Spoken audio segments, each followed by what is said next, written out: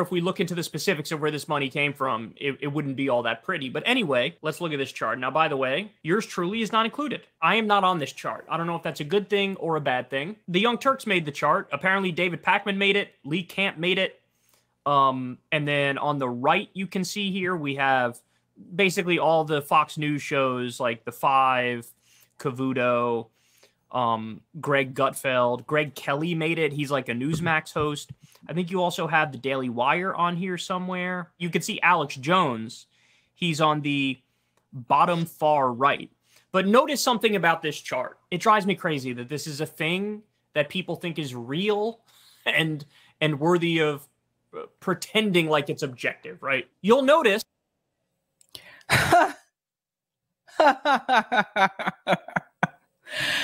And Revolutionary Blackout made that chart.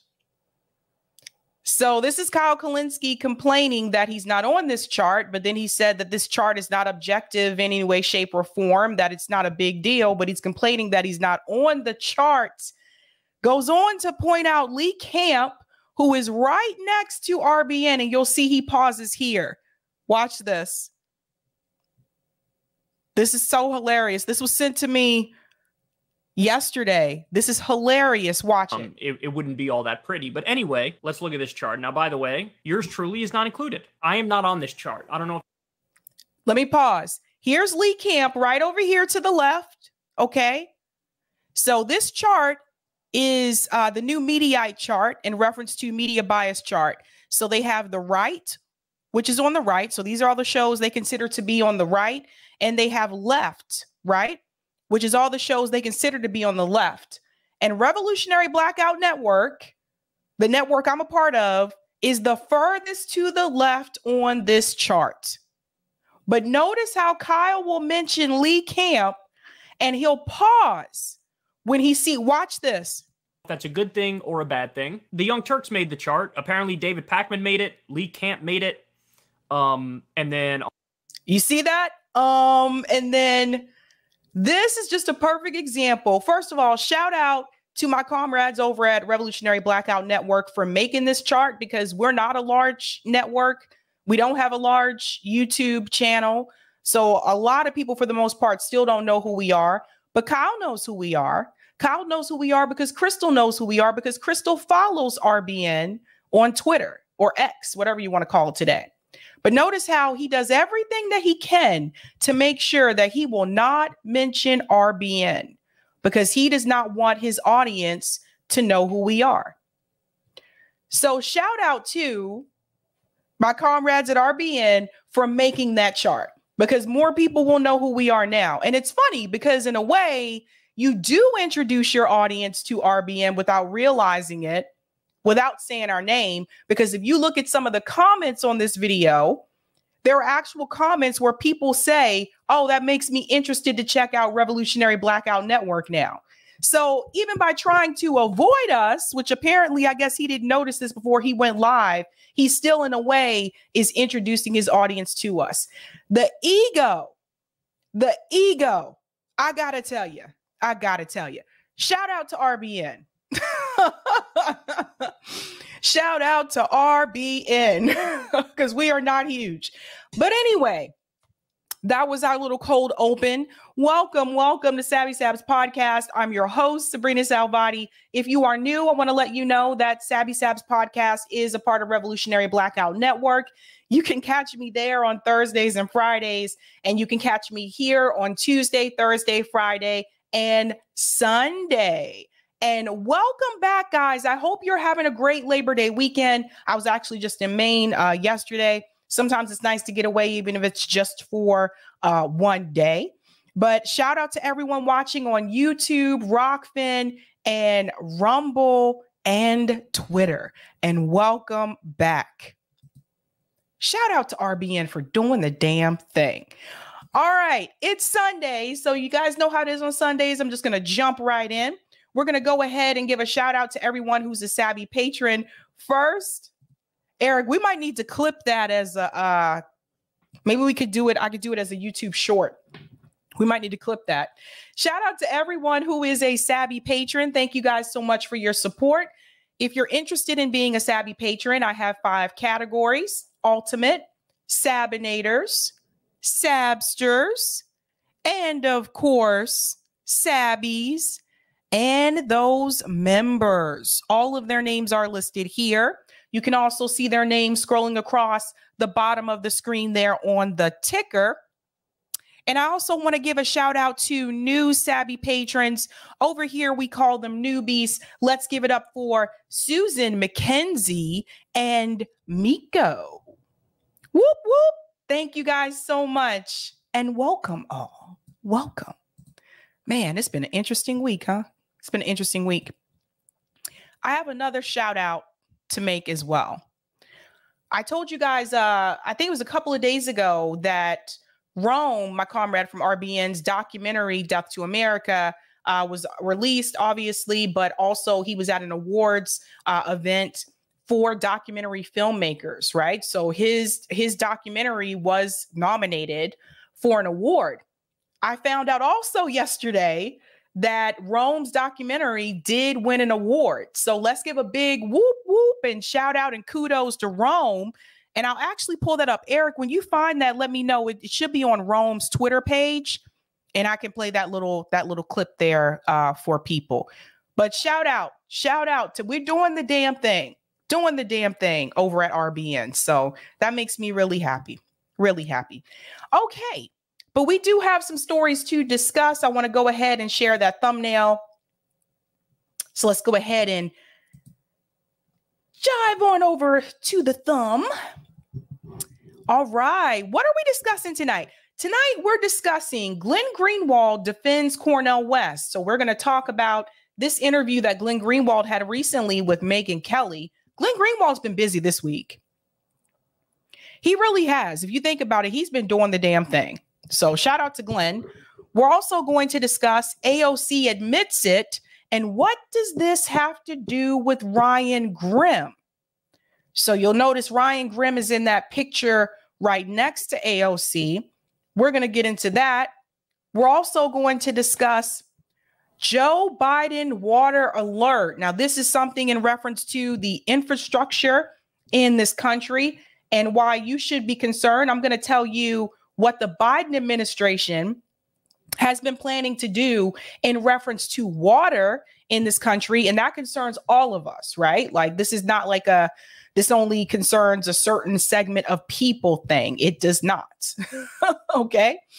We're also going to discuss Mayor Michelle Wu's plan for mass and cast. Now, I've talked about mass and cast on this channel before. This is actually where we went to do Tour for the Poor here in Boston. Rome came here to do that with me. And mass and cast, for those of you who live in this area, you know that it's been an issue for years. This is not a new thing. So we're going to get into that. Mayor Wu says that she has a plan.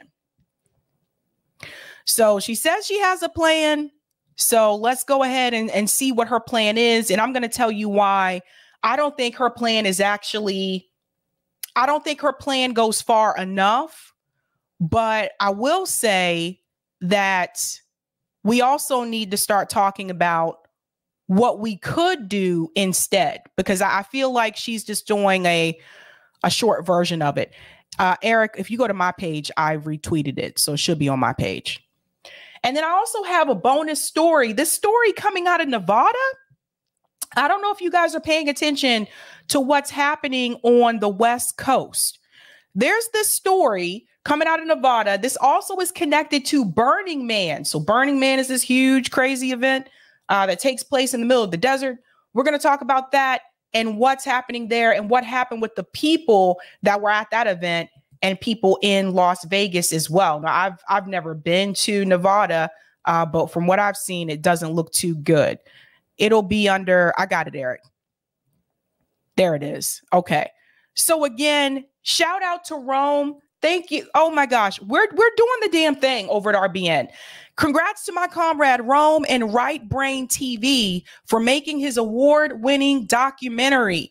Thank you so much, Right Brain TV, for even taking an interest in what we do at RBN. So you'll see here is Rome saying Death to America is officially an award-winning. Go ahead and play this clip here. Malcolm-like or Martin-like. Whether you are violent or non-violent, as long as you are calling out these motherfuckers for their war crimes,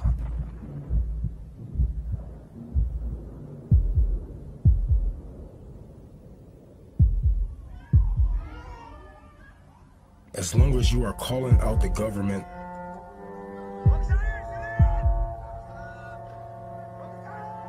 they have a bullet for each and every last one of you.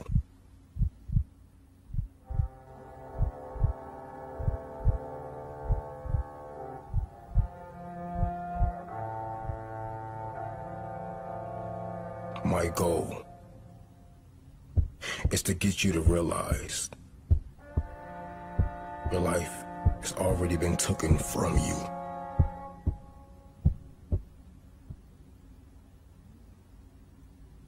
My mission is to get you to fight.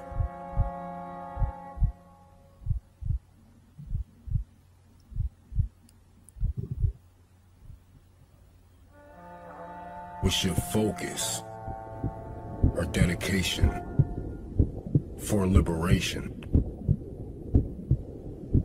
for all creations.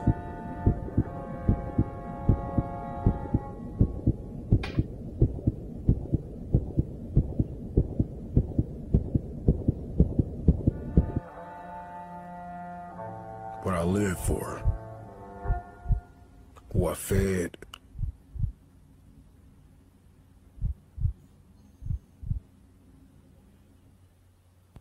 and who I died for, will all stand the test of time.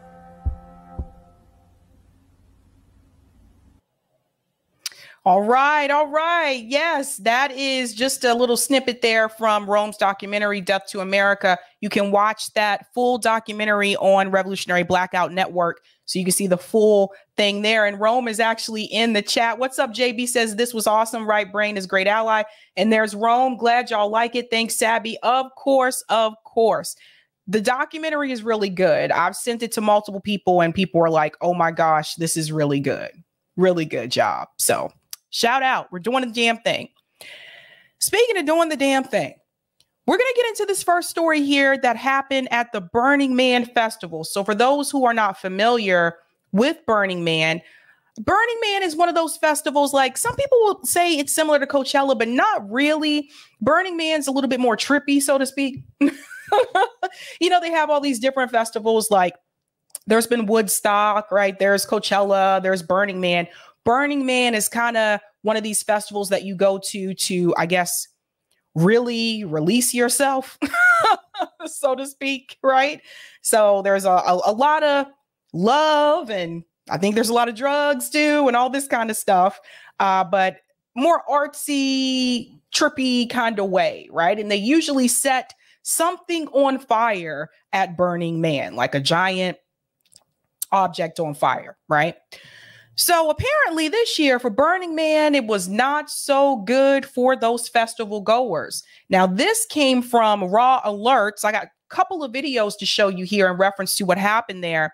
Burning Man Festival declares national emergency as 73,000 campers are trapped and urged to shelter in place amid flooding crisis. So this is in Nevada. Currently, more than 73,000 festival attendees and campers are trapped with no access in or out of the Burning Man Festival that takes place in Black Rock City, Nevada. This situation has arisen after a heavy overnight rainstorm transformed the once dry, dusty desert into an undrivable mud pit, causing disastrous conditions. Festival goers have been asked to shelter in place and conserve food and water due to poor conditions. Travelers were informed that Burning Man Festival is closed and anyone heading to the festival will be turned away as a national emergency has been declared at the festival. Now, I want to correct something here for a second. The festival itself cannot declare a national emergency. The emergency, from what I understand, came from the state of Nevada. So I just want to correct that there. But I do want to show you the video, and I have to play this on mute because of the music. So these are the muddy conditions at Burning Man. And as you'll notice, there is not much burning right now. Not much happening there. Very muddy. And remember, they were not allowing people in. So, and you couldn't drive through it. So you'll see this here. So people had to walk to get out of there. There's the rainbow, though. There's the rainbow. So, yeah. Now, that's just one video. I want to show you more. And then I'm going to show you what happened in Las Vegas as well, because these are all connected. Here's another one here. This is from Tess. It says Burning Man attendees were told to shelter in place, no bikes or cars in or out. Since the placa is a muddy mess right now, some folks are walking 5 miles in order to avoid being trapped inside with 70,000 plus other people and very limited resources. So for those asking, why did some people walk 5 miles? Because it was either you walk 5 miles to get out of there, or you stay there and hope you have enough food and water to last however long you're going to end up being there. So that's just, I would walk the 5 miles. I would walk the 5 miles. So I'm going to show you this video here. And I think I got to mute this one too because of the music. But you see Escaping Burning Man 2023. You see it's pretty much vacant now. Walking in the mud. Now, walking in mud is not easy. So it says we walked where we're headed. So again, you guys got to remember with Burning Man, this is in the middle of the desert. So it's not like you can just hail an Uber. It doesn't work like that. So they have to. So you see, finally, we can see the freeway. So that's where people were walking to. By the way, there were celebrities there too. Like Chris Rock was there. I think, was it Chris Brown? I think someone said Chris Brown was there, but there were celebrities there as well. Like this used to be more of like a, I guess more like a low key, like working class kind of event to attend, but it's become more hoity toity the past couple of years where a lot of rich people go to this now, you know? Yeah, so it's changed. But that's the couple there. And they finally said they hitched a ride to the nearest restaurant. And that was the other thing. Would they have enough food to last, right? Yeah. So definitely, I mean, it doesn't look like they had much of a good time. Now, there's another thing I want to show you here, and this is concerning. This is from Eric. Eric says, lack of working toilets at Burning Man. This worries me the most. Food and water can be airdropped, worst case, but lack of working porta potty toilets at Burning Man due to the flooding could spell complete disaster. If people can't evacuate, toilets can't be fixed. Granted, some RVs with their own toilets, but half of the 70,000 people stuck there do not. If the sewage builds up and more rain arrives to wash the raw sewage through the 70K person makeshift city, then there could be an infectious issue in a week. Thus, more rain Sunday means worst case scenario could be a reality if we don't act fast to airlift the toilets into BRC or fix the porta potty crisis ASAP. So here's the pictures here of the porta potties. It said also, this is from Chris Rock, by the way. He was there. I think he hitched a ride. Also, from what I understand, because of the flooding, the porta potties reportedly can't be emptied. And because the gates are closed, people can't get in to fill generators or deliver supplies. So that's something else to keep in mind. And then here's another picture here that says the attendees who remain at the event report filthy, flooded conditions at their campsites, which are so muddy that vehicles cannot travel through, and porta potties that cannot be serviced due to the rain. Even celebrity attendees like Chris Brown and Diplo reported walking 5 miles and hitching a ride with fans to get out of the area. So yeah, this is a serious thing. Like, I don't know if you guys are into camping. Like I do go camping, not often, but I do go camping at least once a year, or try to at least once a year. And there's nothing worse than being, stuck at a camp in heavy rain. Nothing worse than that. Now, how is this connected to Las Vegas? Because apparently there was flooding in Las Vegas as well. And I want to show you this video here. Bus struggles to navigate Las Vegas after the flash flood. This is in the middle of that. Remember, Vegas is in a desert. Yes, people, it's a strip with lots of casinos, but at the end of the day, it's a desert. Look at this video. Over there, that is not taken away, that did the same thing she did, but it kept going. Look at it, see? It's floating. They're going. They're driving. They're like, we're going. We're out of here. This is the Vegas Strip. No one's in that car. Nobody's in that car. I hope so. Hey, they're gonna be next. You see this? They're next. The little car with the bus behind. Sebastian said FEMA got no money. So you guys, this is the thing that we need to talk about here.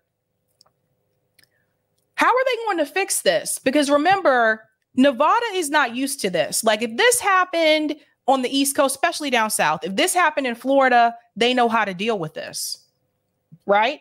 If this happened in like North Carolina, they know how to deal with flooding. But Nevada? So they're going to need some help, right? But according to the Biden administration, FEMA doesn't have that much money.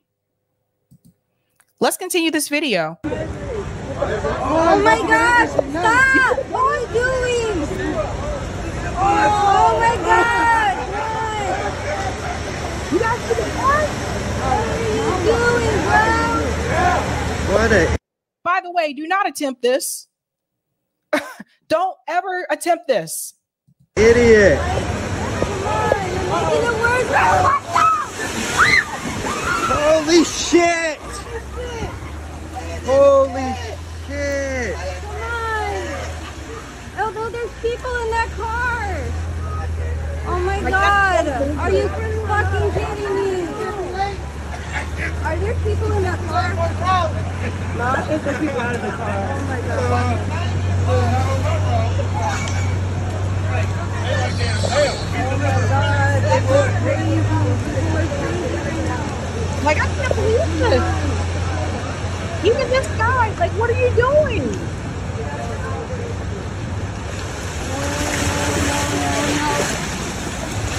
He's gonna hit the car. You know why you don't do this, guys? So I've gone through a lot of hurricanes, right? Because I used to live in the Southeast. You know why you don't do this? Because look at these clouds. You see these clouds? They're gray up here. More rain could be on its way. So if you get another powerful rainstorm come through and the water increases so fast, you may not be able to get out of this car.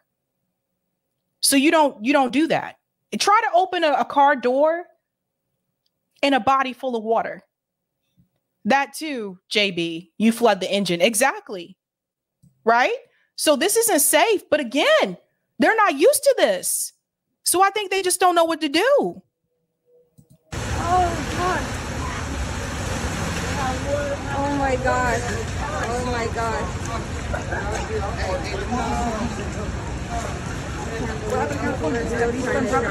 This is crazy. Please, I wish people would just not get on top of your car. People don't know what to do.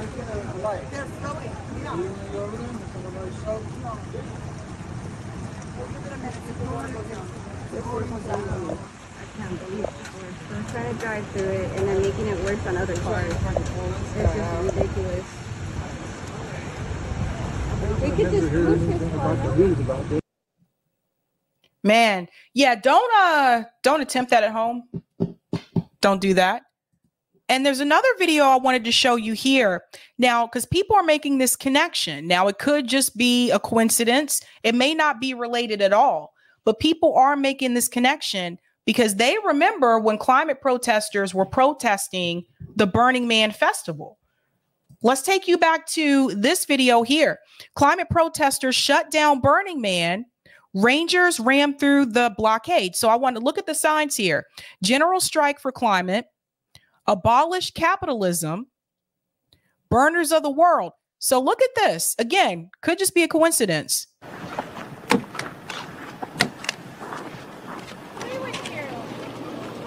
Cool. Great artwork. So they blocked. We're just going to scoot up here for a second. Over 50,000 people. We could do better with what? With everything. No, I know that. But what the fuck are you doing? There's a traffic jam 10 miles down there. Yeah, you guys are out of your fucking mind. People going around out of gas, water, like... Yeah, you're telling us... So you know nothing. You know nothing. Like, cool, you're making a gas. fucking stand. We're all trying to go fucking burn. This has been hours and hours of bullshit to get to this fucking point. Oh, good, but you should fucking know better than fucking... He said we're all trying to go burn. I'm sorry, that part was kind of funny. So those are the people trying to go to the Burning Man festival. And it's just interesting how you had the climate protesters there before the event started, people upset with the climate protesters blocking the road, and then come to find out they had to turn around and leave the festival anyway because of the storms that were coming. So I don't know if this is karma or if it's just a coincidence or what, but this is something that people were pointing out. Now listen to this. Here. You should fucking know better than this. Ass clown. Bullshit. Like, what do you think? Nummer 43. Mit Mimi, genau.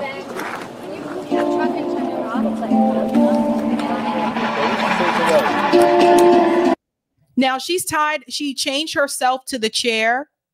And then I just want to scoot forward here because this is where it gets people get a little angry. Again, this all happened before the event. Fucking mess. Whoa. Dude. Whoa.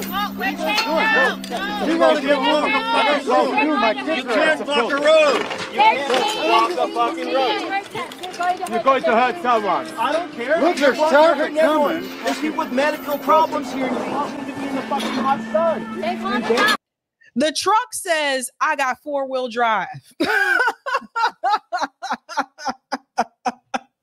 is the thing with people that have trucks, especially like here too, when we get snowstorms in Massachusetts, people that have trucks, like they forget sometimes during a snowstorm that like everybody else doesn't have 4-wheel drive. So like they'll just gun it on like I-90 or 93. And then those of us that have cars, we're just kind of like, hey, you're pushing all that snow into my front like windshield. I don't have 4-wheel drive, man.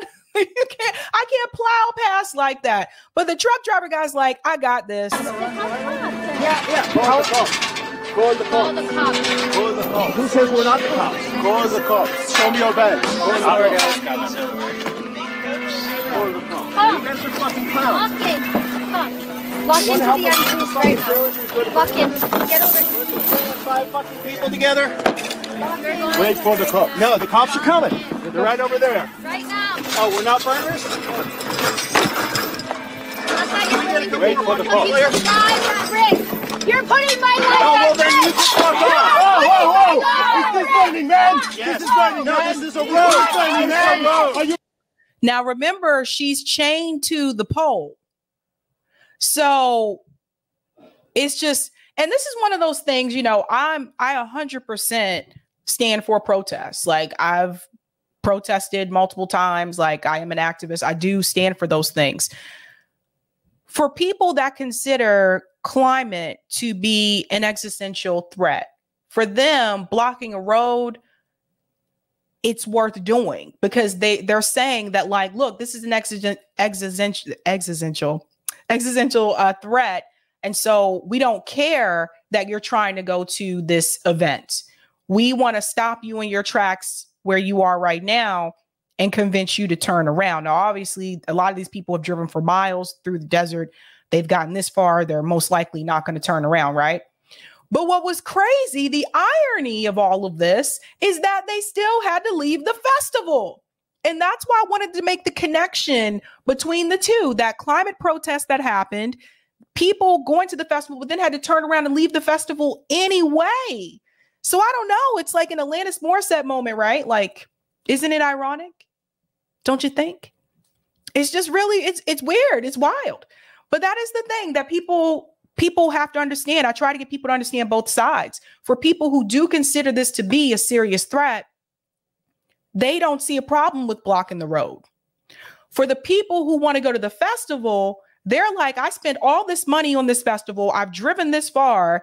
You guys you can protest, but don't block off the road and let us continue going where we're going, right? So I'm trying to get you to understand both sides of that type of situation.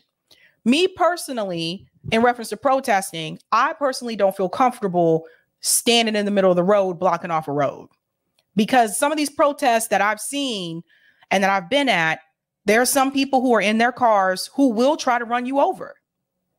They don't care. Like, will try to run you over. So for me, I won't stand in the middle of the road. I'll come out and protest with you, but I probably would have been on the sideline over there. But that's just me. But to them, they're willing to take that risk because they're like, no, this is such a serious issue. We're going to take the risk here.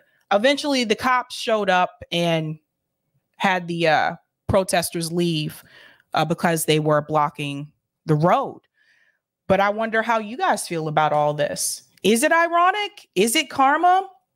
Or is it all just a coincidence? Burning Man is not what it used to be. Like I said, some of these festivals that started off as kind of like artsy, like hippie, even Woodstock, right? Woodstock originally was more like hippie, like, you know, Mother Earth, embrace the nature kind of thing. And then they've created Woodstock again in the 90s. I think it was the 90s they did another Woodstock. And I think they did another one after that. But then it started to become just kind of like this event that like elite kind of college kids went to. And it wasn't as, I don't know.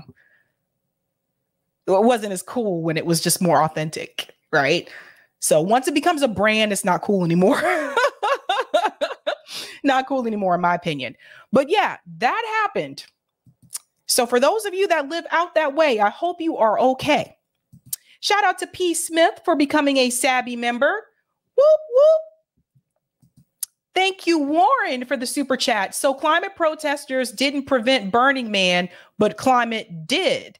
Hashtag quick serve karma. I know, right? Isn't this an interesting story? At least I thought it was.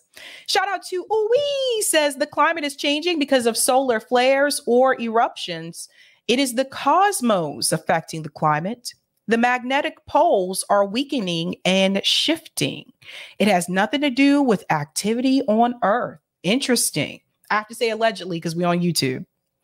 And Money Making Bear, thank you. I live in Phoenix and just left Vegas recently. We get heavy rain like that. The water recedes within a few hours after the rain stops. Interesting. Well, why were people acting like that, Money Making Bear? You know you don't drive through the water like that. Not you, but the people. So yeah, really interesting. Interesting. All right. How are we on Rockfin, Eric? We good? Because I'll go ahead to the next story. Okay. All right. We're going to go ahead to the next story here. This is a local story for me, but it's something that is affecting a lot of cities across the country. In fact, what I'm going to show you today, you may have already seen where you live. In Boston, there is this area called Mass and Cass. That is where Massachusetts Avenue and Mania Cass Boulevard intersect. So they call it Mass and Cass. For years now, it has kind of been known as Methadone Mile. Like people have other nicknames for it. There are tent communities there in that section. But over time, I feel like it has increased, especially after the pandemic. When we did Tour for the Poor here in Boston, that's actually where we did it, because there's a lot of people out there. It basically looks like a mini Skid Row. Just keeping it real.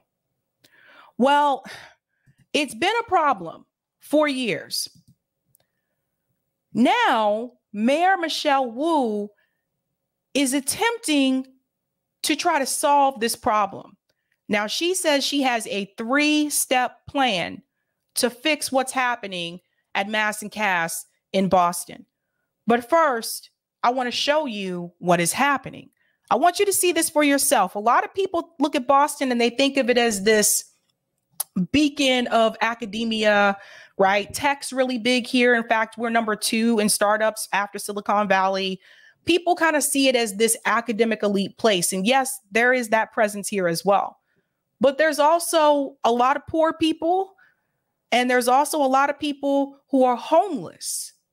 And the homelessness rate has continued to increase over the years, but in particular, after the pandemic, it increased the most since I have lived here. So what's happening at Mass and Cass? Let's take a look.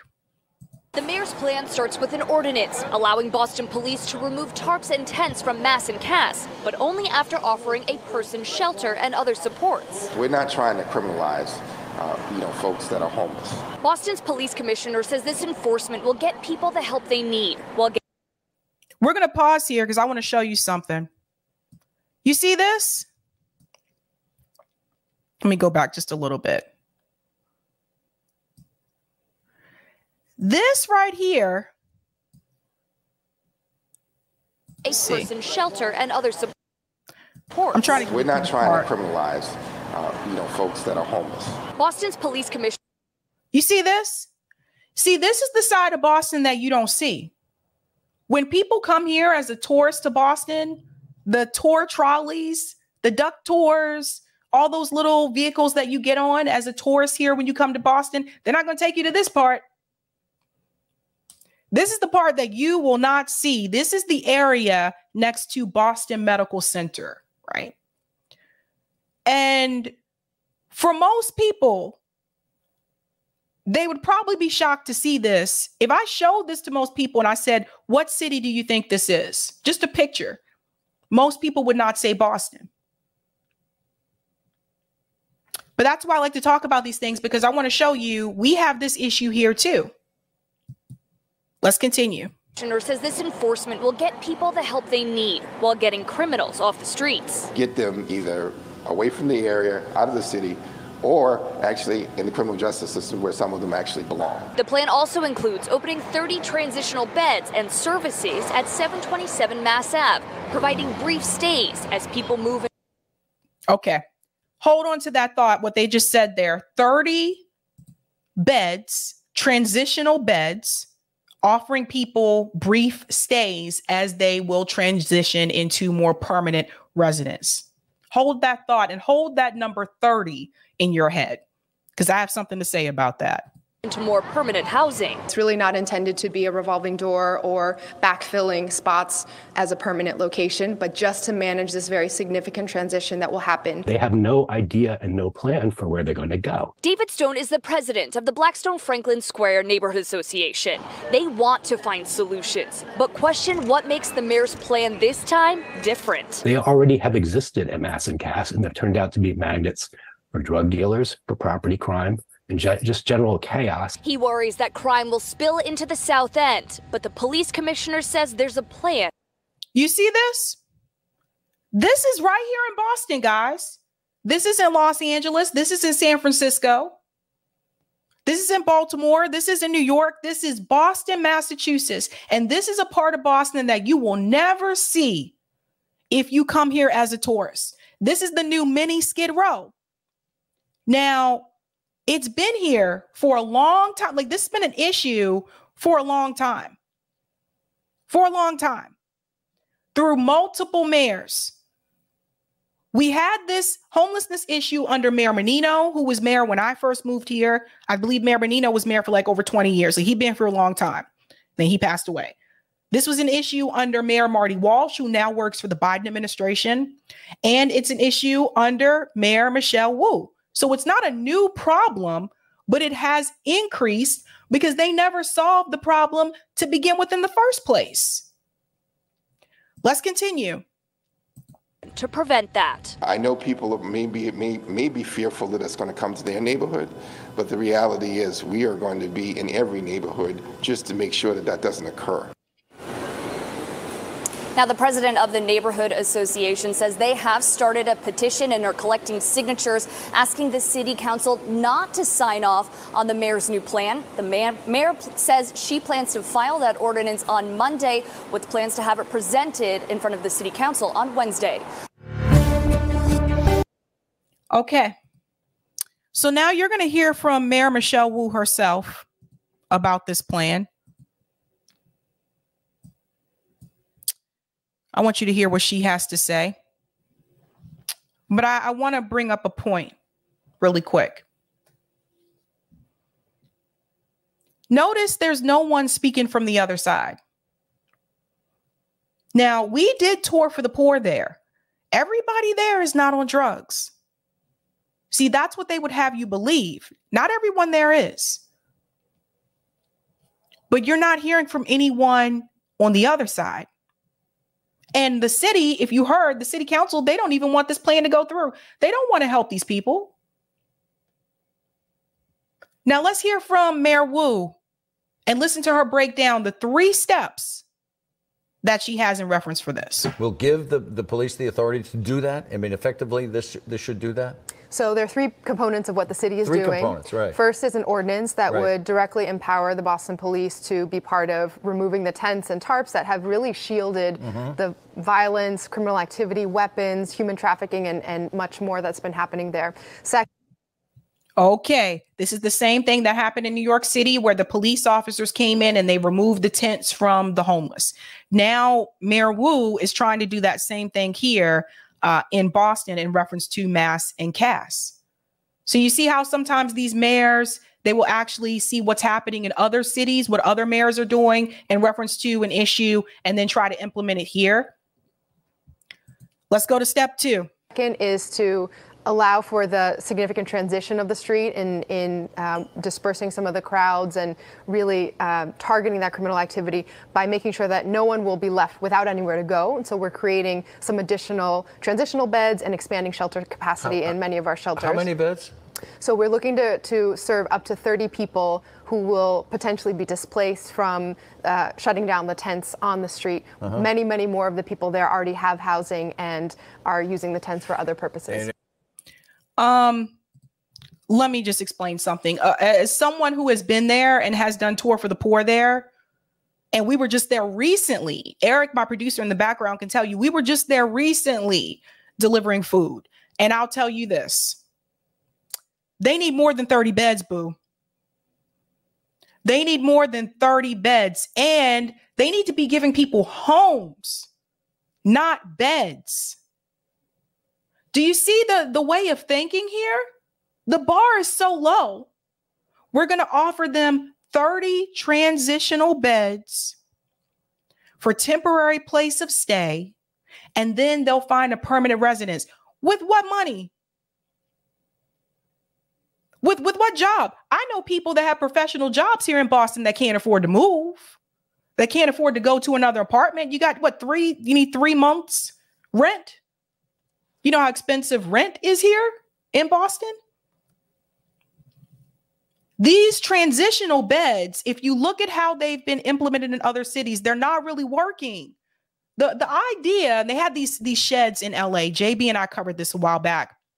Los Angeles came up with this temporary housing thing where they created these little sheds for homeless people. The idea was they were supposed to come there temporarily and transition to a more permanent residence. Problem is, people weren't moving out fast enough. People weren't finding a permanent residence fast enough. So she's just basically doing what mayors of other cities have already done that's not working.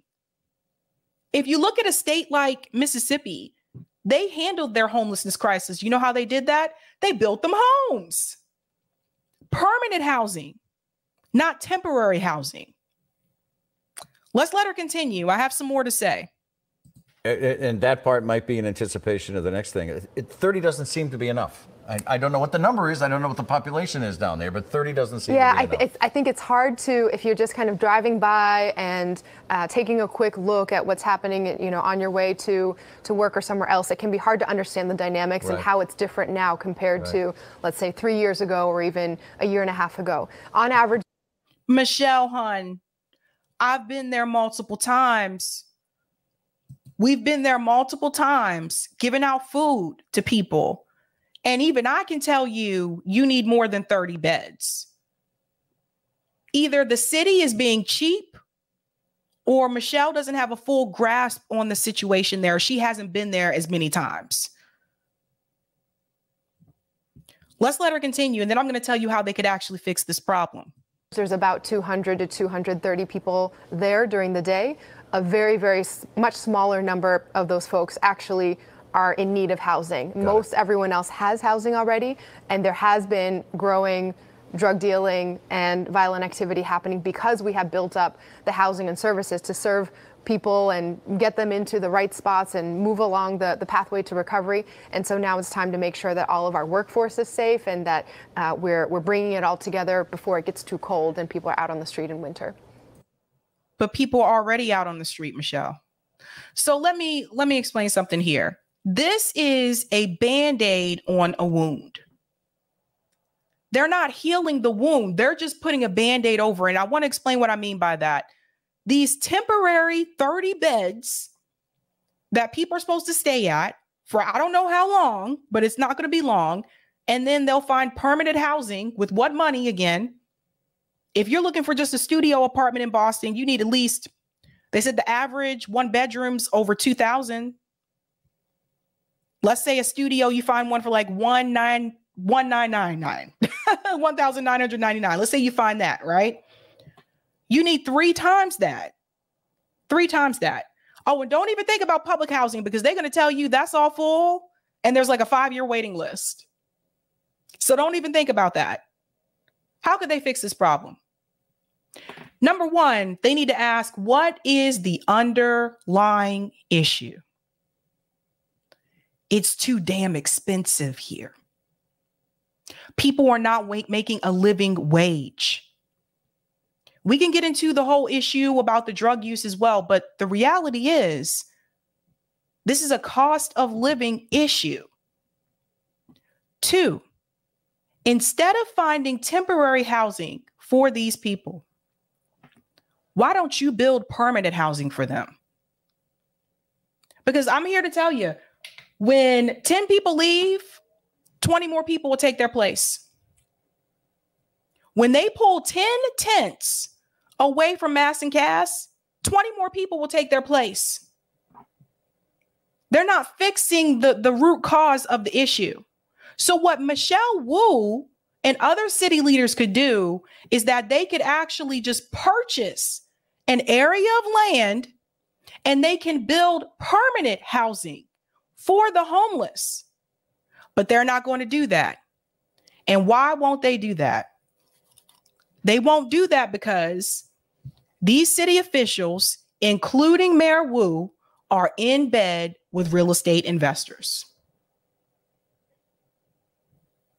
And the reality is, real estate investors don't want anything like that to happen. You can't build free housing for people because that will affect our bottom line. These officials are bought off. The housing issue, look, she jumped into this. When she was running for mayor, she said this would be her big issue that she was going to tackle was the housing issue. Under her leadership, they've been privatizing housing in Boston, public housing, privatizing it. They make affordable housing that you have to have a certain income, be within a certain income bracket to even fit into the requirements to get into the affordable housing. And then the Section 8 housing, public housing, there's waiting list. So if you don't meet the requirement for either one of those, where do you go? You might end up out on the street. So if I was interviewing Mayor Wu, what I would ask her is, why not just build a permanent solution? Why not just build? This city has a lot of money. Why not just build a permanent solution for the homeless so that you don't have to have these transitional beds? And I'd like to hear her answer to that. I'm pretty sure she's not going to tell you, oh, well, because the politicians in this city, like many others, answers to real estate investors. Then you have to look at who creates the zoning laws. Why is it that you can only have affordable housing in certain zones? So this is a big part of the problem, guys. These investors have come in and they purchased buildings, they purchased areas and plots of land, and they already have agreement with people who are politicians like Mayor Wu, just like they did with Marty Walsh, and just like they did with Mayor Menino. And I'm here to say it. Under Marty Walsh, this was also a fucking issue. And he also said that he was going to try to fix this. Their response is always, we're going to make affordable housing. And the affordable housing, if you look at it online, most of the time it's not even affordable.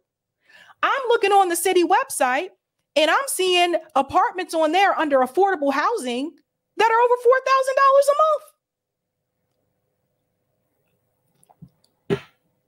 So she's not fixing the problem. And I'm not saying they're not trying, like this isn't a plan. It's a plan, but it's not a permanent solution. I asked her about this. I asked her in person, what was she going to do? Also about the people that were being pushed out, the people being kicked out of their housing. Eric, if you find that video, let me know. We'll go back into this. I think it's on my channel somewhere. I'll try to find it. Hold on. We talk so much about Mass and Cass. We dedicate a lot of time during a newscast to Mass and Cass. You must dedicate even, exponentially greater amount of time to Mass and Cass. But Atkinson Street and Southampton are also, is it fair to say they're also crisis zones? Is that fair to say? Yeah, again, it's different than what it was. Yeah. Before I came into office, after the Long Island Bridge had come down in 2014, there had been hundreds of people living there for multiple years in a row in wooden structures that they had constructed because they were nowhere else to go, right. Propane tanks. No daily street cleaning. It was incredibly unsafe. The sanitation was an issue, and it was very, very dangerous. Since then, we have now provided hundreds of units of housing, helps people transition, and the tents that go up and down with daily street cleanings and everyone moving around and power washing the whole area. It's really made a big difference, but we need to ensure that safety is always present and that that infrastructure can support returning the street to normal operations. But again, not getting to the root cause of the issue. Everybody had a plan. She had a plan. Marty Walsh had a plan. Mayor Menino had a plan. Everybody had a plan in reference to this issue. But it has only increased. Things are still worse now. Now I'm going to show you this clip here because I did have a chance to talk to Michelle Wu in person. She was doing these neighborhood chats called neighborhood coffee chats or something like that. So if you haven't seen this, this is on my channel. This is when was this? This was a year ago. So it says stop at gentrification in progress. So let's go to this. Jeez. They're hoping to get by Pastor John Wheeler. Stop. Sorry, I'm going to mute it. I'm just going to fast forward. There's John Wheeler to the part where I actually did talk to Mayor Wu. So like I said, they say all these good things, but then it's like when they get in, here we go. Oh, okay, here we go. City Councilor, thank you. Mayor Wu, this is Pastor John Wheeler. Hello. We're just curious about the housing issue because like gentrification is increasing here, and we just see more and more people getting pushed out of the community, and we're just worried there's not going to be enough affordable housing. Yes. Are there any plans to build more affordable housing? Yes. So we have a couple of funding streams that we're applying all that we can for affordable housing. So this year in the budget, $385 million going to affordable housing across the federal recovery funds. Now let's pause there. Now she said $385 million going into affordable housing. Where is it? This was a year ago. Let's continue. Operational budget and our capital budget, it's again some of what we need, and it's not about the dollar amount, it's about the impact, but that will really allow us to tie together all the programming around acquisition opportunity projects and keep renters in their homes. We have our rent stabilization committee going to work on legislation in the State House. We are trying to accelerate and prioritize affordable housing proposals so they can move faster through the approvals process. And then actively looking to create a lot, thousands more units of housing. We're mainly from Bromley Heath, over right across here, and we have Bromley Hall, the place where the Black Panthers serve the first free breakfast program, and the lunch program. We have many memories in that place, and they're planning on demolishing that building. And we understand that the neighborhood and the buildings. But as far as Bromley Hall, we've had funerals there. We've had marriages there. We had the first radio station in this neighborhood that's still upstairs called WTMC. What is it? Sorry. Pastor John Wheeler. Oh, hi. Nice to meet you. Yes. I would love to continue the conversation. Yes. Yes. Yeah, I would love to continue that conversation. Notice Michelle Wu is not the one responding to him. That's her assistant who's actually saying, I would like to continue the conversation. That's politician talk for we're done here. Because you call these people's offices to try to continue this conversation and it never happens. And yes, Terry is right. Deval Patrick had a plan. Everybody had a plan. Everybody had a plan. But nothing is solved because of investors. That's why these things don't change. I'm going to go to some of the comments here. But I told you how they could solve the problem. Thank you, Roger. Police commish said, lock him up. Hammer sees nail. Outside Steelers fan said, last time I was in Boston, I thought it was clean all over. A lot of people think that. Yeah, that's the part you don't see. Thank you, David. Have you ever seen George Carlin's take on homelessness? He argued that if there is enough money to be made to solve it, rich people would be all over it. There you go. That's a good point. Thank you, Cool Blue. Imagine the leaders perform surgery. Bandage. Thank you, Will. Can't get Section 8 with a felony. Bad policy. There you go. Oh, and also there's another one. Remember Joe Biden was trying to make that rule that if you smoked weed in Section 8 housing, you couldn't stay there, even in states where it's legal. It's legal here in Massachusetts, for example. Thank you, Cool Blue. Don't all households earn $250K plus in annual income? No. No. I'll take that comment from Rockfin. Thank you so much for the tip, Roger. Hey, while you were in Maine, did you meet up with Dwayne in the imaginary Black neighborhood? No, I did not. Notice I said neighborhood with an S, singular, not plural. Just kidding. Burning Man exemplifies the saying, man plays, God laughs. Good time get-togethers always start out small, and after a decade, grows beyond its capacity to keep it together. Woodstock in 99 or 2000 was a disaster. They did a Netflix documentary on it. Yeah. And thank you for this. That reminds me, I should see if Hulu came out with the documentary of Freaknik, the defining good time of Black Gen X. In the wake of George F. protests, states passed laws allowing people to ram protesters. They don't realize that onion cuts both ways. Well said there.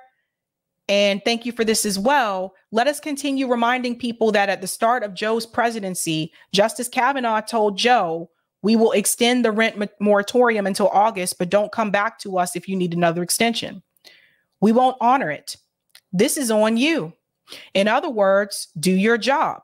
Joe let it expire.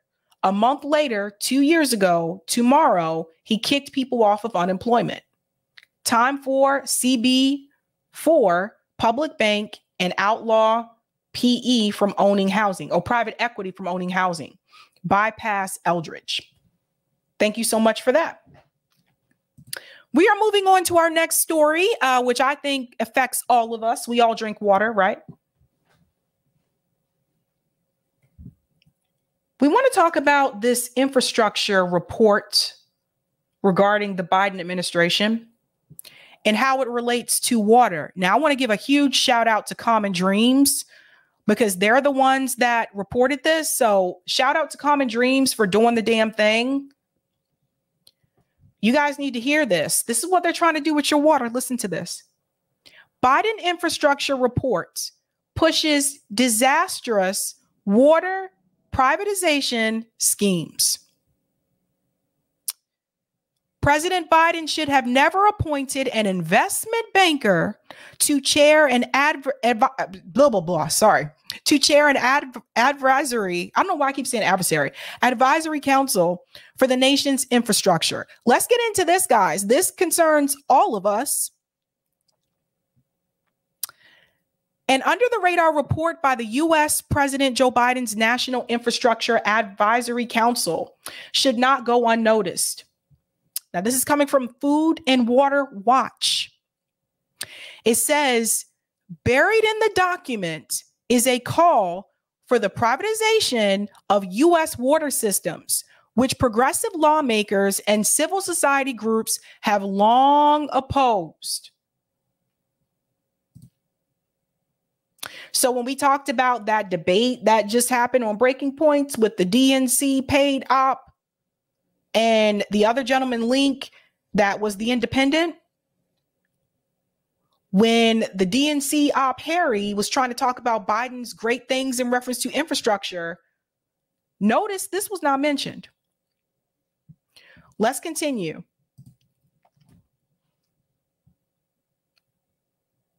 On page 15 of the 38-page report, the Advisory Council said the federal government should remove barriers to privatization, concessions, and other non-traditional models of funding community water systems in conjunction with each state's development of best practice.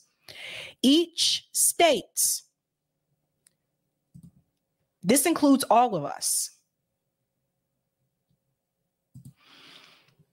Food and Water Watch suggested that the recommendation goes hand in hand with the panel chairmanship of Adebayo, who is the chairman of the CEO of Global Infrastructure Partners, in other words, known as GIP. GIP is an infrastructure investment bank with an estimated $100 billion in assets under management that targets energy, transportation, digital, and water infrastructure, making the takeover of public water and water waste utilities by a private corporation, often under the guise of improving aging systems and lowering costs, financially beneficial for the bank. Let's go on. President Biden should have never appointed an investment banker to chair an advisory council for the nation's infrastructure. That's coming from Mary Grant, who's the Public Water for All campaign director. Wall Street wants to take control of the nation's public water system. We're going to highlight this and I'm going to say this again. Wall Street wants to take control of the nation's public water systems. That needs to be a big wake-up call to everyone watching. Pass that on to your friends. This is why I tell you it's us versus the top 1%. Like, it's us versus Wall Street. Occupy Wall Street was right. This doesn't matter if you're a Republican or a Democrat. Do you think Wall Street is sitting back saying, oh, do we want to take control of water for those that live in blue states or those that live in red states? No.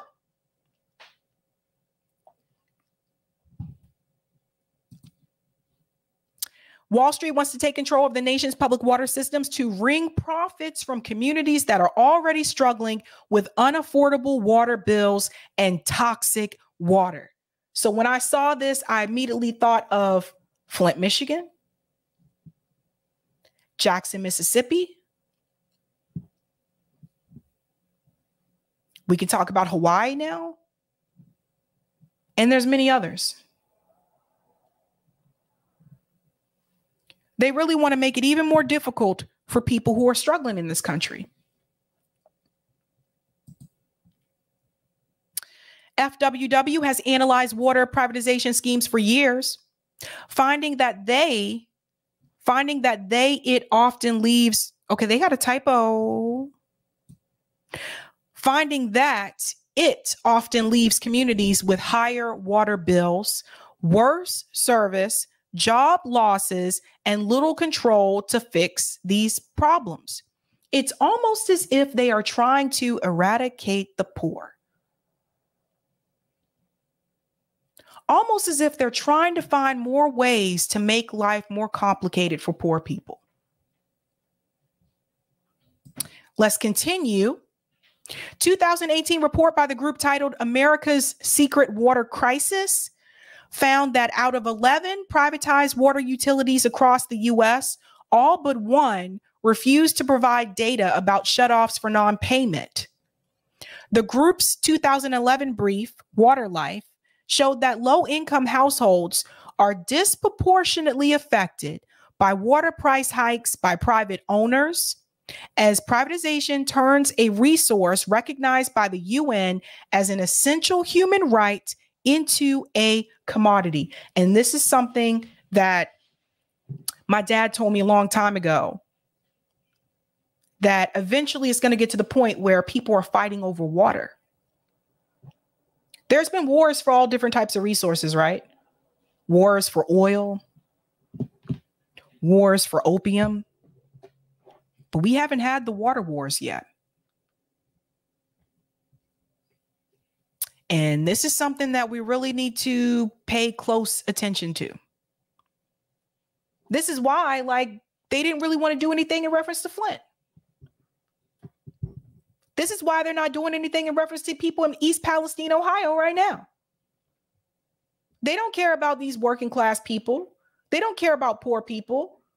When those communities end up in despair, they're just like, because think about it from a political standpoint. Are you getting votes from people in those neighborhoods? This is what they think about. Just letting the people just basically fall by the wayside. Privatization would deepen the nation's water crisis, leading to a higher water bills and less accountable and transparent services. And what that means is you could pay more for toxic water. Because if it's less accountable and the services are not as transparent, that means that obviously if people can get away with not doing what they're supposed to do with these water filtration systems, especially if it's in a poor community, they're probably going to do it. People will cut corners to save money and to save time. So essentially, people could pay more money for toxic water. It goes on to say privately owned water systems can charge 59% more than local government systems, and private ownership is the single largest factor associated with higher water bills, more than aging infrastructure or droughts. Grant noted that the bipartisan infrastructure law passed in 2021 was a step forward as it invested $55 billion to expand water infrastructure, but pointed out that it provided only about 7% of the identified needs of our water systems. Instead of relying on Wall Street advisors, President Biden should support policies that will truly help communities by asking Congress to pass the Water Affordability, Transparency, Equity, and Reliability Water Act. That is H.R. 1729, S938. That bill was introduced in 2021 by Ro Khanna, Brenda Lawrence, and Bernie Sanders.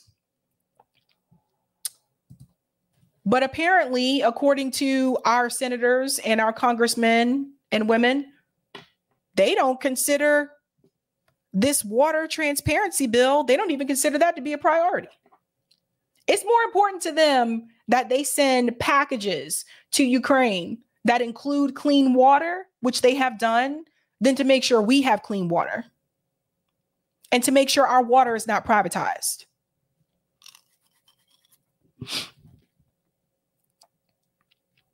I don't even know what to say, but it's disgusting.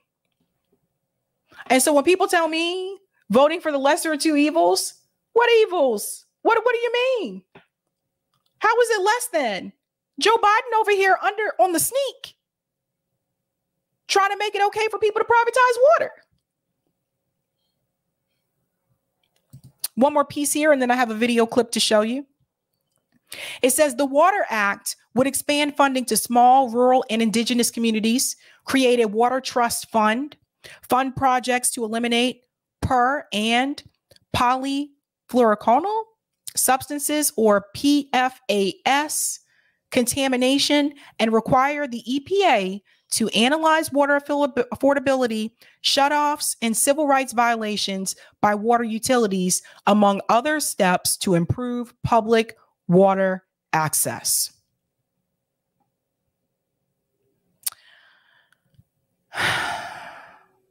The fact that you need to even put into a bill small, rural, and indigenous communities. Isn't that sad?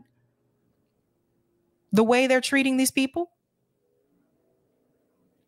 But the reality is, if you don't live in the right zip code, it could happen to you too. Nick had something to say about this. Nick is my comrade from RBN. Nick went off. Listen to this. I thought this was really good. Really good clip. The Biden administration is way more corrupt than most people realize. President Biden's Infrastructure Advisory Board just released a report calling for the privatization of water. The report suggests that the federal government, and I quote, remove barriers towards privatization. So who is on Joe Biden's National Infrastructure Advisory Council in the first place? Surely the Biden administration chose an intellectual to lead this advisory group and not someone who had conflicts of interest, right? Right? The Biden administration picked someone who was on the board of Goldman Sachs. The board of Goldman Sachs. You can't make this up. So for those who think we live in a democracy, how the hell did we vote Goldman Sachs out of our government? Motherfucker is literally a CEO of an investment infrastructure bank worth $100 billion that literally profits from water privatization. Water privatization was something that civil rights groups and progressives opposed for decades for obvious reasons. Meanwhile, this is what the Biden administration is pushing for, but he's still endorsed by progressives. Just another example of Joe Biden and Democrats getting away with what Republicans wish they could. There you go. And there it is. There it is. So when people tell me, you can't vote for Cornel West, you can't vote Green Party, we might get Trump. You got to vote for the lesser of two evils. Really? You think giving people toxic water is a lesser of an evil? Won't hear AOC talk about that. All the people telling you vote blue no matter who, let's see them try to make an excuse for that one. They won't. They'll just ignore it. They'll just ignore it. But this is what we need to keep an eye out for, guys. We got to keep our eyes open on this. We cannot allow ourselves to let this one fall by the wayside. I've been keeping a list of all the things that Joe Biden has fucked up, and this has been added to that list. So when the time comes in 2024 and people say lesser two evils, I'm not even going to argue with people on social media. I'm just going to copy and paste that list, boop, and let it marinate. That's what I'm going to do. Going to go to some of the comments here. JB says, hey, I talked about this story on RBN earlier. Good going, Sabs. I showed how privatization made the UK's water worse with the Thames water. I forget if they pronounce it Thames or Thames water. I forget how to pronounce it, but I know what you're talking about. Colin says, Sabby, the city of Boston can't even fix the T. Why would they fix the housing issue? That is true too. The T is really bad. The T is the subway system here, guys. I should let people know that who don't know. Like, because some people are like, fix the tea. I don't get it. Like the tea you drink. What's up, Laugh says, here in Scotland, we are lucky water is publicly owned. In England, water is privately owned. Raw sewage now pours into rivers as a result. Plus, a cost of water is much higher. And Saul says they were saying it would cost billions to fix Jackson's water after they stole all the money instead of investing into the system, and then sent 10 times that money to Azov Nazis. There you go. The only thing that you can come up with for them doing this is the fact that obviously they're bought off. Obviously, they're responding to corporations. They're addressing corporate interests. And that's really who they work for. They're addressing the interests of the MIC. That's also who they work for. And when it comes to the American people, they just virtue signal to us. Most of the time, they don't actually plan to do these things that they run on. I'll take that comment on Rockfin, Eric. I think there's a new one there. Thank you, Roger. Sabrina, this is called asset recycling that was part of the bipartisan infrastructure plan. I was waiting for this to take effect. In it, it calls for the privatization of our infrastructure by private equity. Quick read right here where it talks about it. So you see, guys, this is another one. Again, another thing I can add to my list when people talk about Biden's accomplishments. Thank you for this tip as well. I'm going to say it as much as I can. The politicians are not here to save you, but to wreck your lives. It's time to take control and run CBIs for public banks so that they can use public money to finance infrastructure and keep it under public ownership, not shareholder on that shit. Plus CBI to outlaw private equity from owning essential assets and services. Sab, I beat you there with the list. Yeah, I know other people have lists too. And thank you, P. Smith. Bill Gates' land is over major aquifers. Yeah, that's another thing too. Bill Gates has bought up so much farmland in this country. And there was actually a woman that came onto the show last year that said that Bill Gates was actually stealing water from her town in Arizona. So it's just, I keep telling you, it's us versus the people at the top. All right. Speaking of us versus people, there was a recent interview with AOC where she actually admits that she's changed. I can't make this up. Let me bring it up, and then I'm going to tell you about this new book that apparently is going to be released pretty soon from Ryan Grimm. We're going to connect the dots tonight. Now, the New York Times shared this interview with AOC. It says AOC on how she's changed. The congresswoman from New York says she's different from when she first took office, but she's not ready to call herself an insider. Okay. The buffoonery of it all. Let's get into the interview. We can skip all that hoopla. Here we go. For a lot of people, 33 is a time when they are already established in a career and making plans about the future. You use these words, evolving, but rooted, and it kind of captures that tension. So I want to explore that with you. You are in your third term now. Your job's not new. And I want to highlight this part. Your job's not new. Because I like to remind people of, again, she's been there years now. So we can no longer use the excuse, she just got there. We can't use that anymore. A lot has changed since you were first elected in 2018. What is the thing that has changed the most about you since you first took office? Listen to this, guys. I think I have a steadiness and confidence in what I'm doing. My election was characterized by so much upheaval, both nationally and personally. We were in a time of great political upheaval when President Trump was elected. The Democratic Party at that time was kind of lost in many ways. We were in transition between an older party and a newer one in terms of where we were coming from ideologically. All right.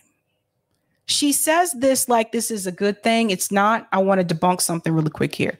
That's actually not a good thing. The Democratic Party, the older Democratic Party, actually cared more about the working class. I mean, hell, even Bill Clinton, don't get me wrong, they still were there for their donors. But even Bill Clinton raised the minimum wage, okay? But if you go back even further before that, before Clinton came in, because Clinton was the one that kind of changed things and made the party shift, in a sense, more closer towards being the Republican Party. If you go further back, you talk about the New Deal, you talk about all those things, like the older Democratic Party was actually better at doing things for the working class. Not the newer one. Let's go on. Then also myself, I was wagering up until, I don't know, March. She wasn't just waitressing, you guys. She's still playing this up, right? She's still playing up waitressing, right? AOC owned a fucking startup. You never hear her mention that. She's still going with this story. And that's not to say she didn't do both. But it's interesting. She always mentions that part, but she don't mention the other part where she made a lot more money. Still going with that image.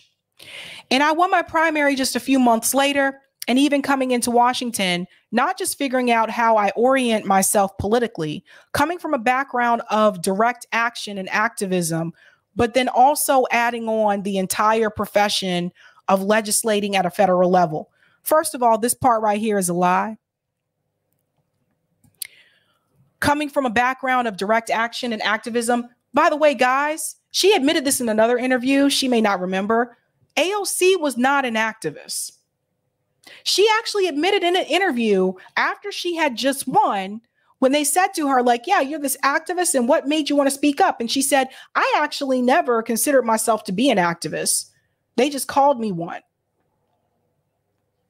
She wasn't about no direct action and activism and all that stuff. Like, that was, again, something that was added to be a part of her story to make her appeal to be more part of that justice Democrat theory and brand. That's another part of the lie. Let's continue. And then also the class dynamics, the gender dynamics that come from being a poor working class person going into an environment of extraordinary privilege. That's also a lie. There were years of learning ahead of me. She was not poor. She's still telling this lie. Guys, we've debunked this so many times on the show. AOC, look, she talks about I'm from the Bronx and da-da-da. She grew up. You can start somewhere and then move, right? So yes, she was in the Bronx at one point, but AOC grew up in a New York suburb. Pretty well-to-do suburb from what I saw. Great school system. She went to Boston University. I worked at BU. There's a lot of things that people just don't. So this thing of coming from being poor, she wasn't poor. Her dad, listen to this now. This is the part she leaves out. Her dad was the president of the company that he worked at. She adds into her story the part where she mentions that her mom cleaned houses. Yes. But she leaves out that her dad was the president of the architect firm that he worked with. She did not grow up poor. And I'll continue to debunk that. That's why I told you this woman is an actress. This is all a lie. Let's go on. When you say things have changed for you personally, She goes on to say, when I first came into office, I was unproven in a way that I think many other people may not be, right? There are a lot of people that are elected with a history of legislating. And I very much felt that I had to prove two things at the same time that were often at odds with one another. I had to prove to people that elected me that I'm committed and very well grounded in all the values and issues and fights. Haven't done that. Have not done that one. Boy, oh boy, oh boy. From taking on a party establishment that can be very calcified to continuing to fight for landmark progressive issues like Medicare for all. When was the last time AOC mentioned Medicare for all? When was the last time AOC even tweeted about it? Okay. And comprehensive changes to our immigration system or criminal justice system. And the second was that I had to prove to this world of Washington that I was serious and skilled, and that I wasn't just here to make a headline, but that I was here to engage in this process in a skilled and sophisticated way. That I did my homework, so to speak. Yeah, you did your homework. All right, let's go on. You built your brand, see this brand, as this political outsider. But now you're the vice ranking member on the powerful House Oversight Committee, the #2 spot for Democrats on that committee. So clearly you have proved at some point that you do mean business. Do you see yourself as more of an insider now? She responds and says, I don't think so. I mean, on a certain level, once you are engaged as a legislator, you are on the inside. That is a function of the role. And that grants myself or anyone else in a similar position the tools to be able to translate this outside energy into internal change. So here's the problem here. Outside energy into internal change. She doesn't bring any outside energy. She not with the people on the outside. When we had the marches for Medicare for all, she was out there campaigning with Nina Turner. She didn't even tweet about it. That's the thing. You ain't got to be there, but she didn't even tweet about it. She's not bringing that outside energy into Congress. That's the problem.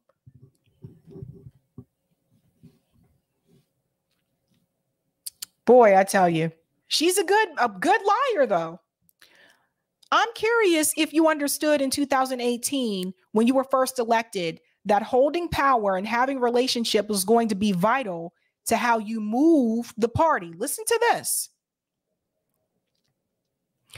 When I first came in, I came into an environment that I sensed was never going to give me a chance, and into a party that was extremely hostile to my presence, extremely hostile to my existence.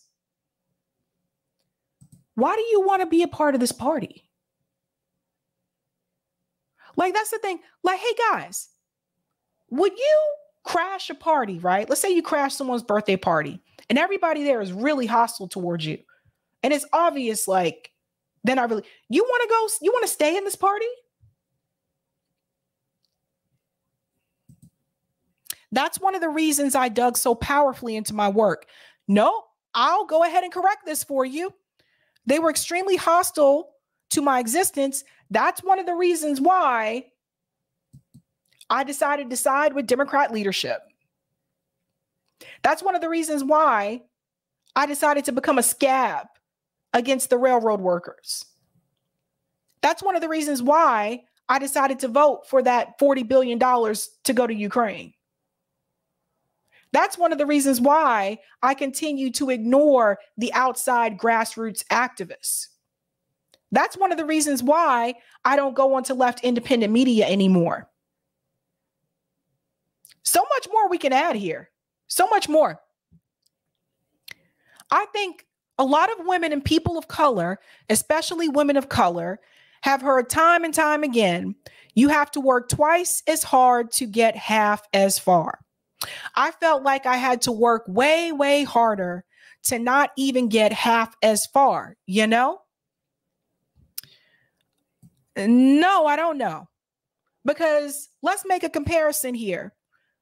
She's talking about women of color and having to work twice as hard. Who gets the most attention from the squad? Who gets the most interviews? Whose name is mentioned the most? Out of all the members of the squad, who gets the most attention? It's AOC. Out of all the members of the squad, who do you see on network media the most? It's AOC. So when you compare her to the other members of the squad, Ayanna Pressley, Cori Bush, who, as far as I'm concerned, mainstream media acts like she's invisible. Rashida Tlaib, Ilhan Omar, Jamal Bowman, when you compare her to the other members of the squad, did she really have to fight and work as hard to get the attention? No, from day one, she was selected. From day one, she was selected. Think about how these races were covered. If you watch the documentary Knocking Down the House, it's mainly about AOC. Yes, there's Amy Vilela there. Cori Bush is also there, and Paula Jean Swearengin is there. But it's mainly about AOC because she was the one that won in that documentary. I don't see Ayanna Pressley in that documentary. Ilhan Omar's not in there. Rashida Tlaib's not in there. They all won with AOC. From day one, Justice Democrats decided that she was going to be the focus. So does she really have to work as hard as the other squad members? Let's continue. I knew that relationships and expertise, of course, were important, but I also felt that door was closed to me at that moment. And so the best thing that I could do is just work as hard as I possibly could to get to a point where I had earned the benefit of the doubt. And what that meant was she realized all she had to do was sell out. Doesn't necessarily mean you were working harder.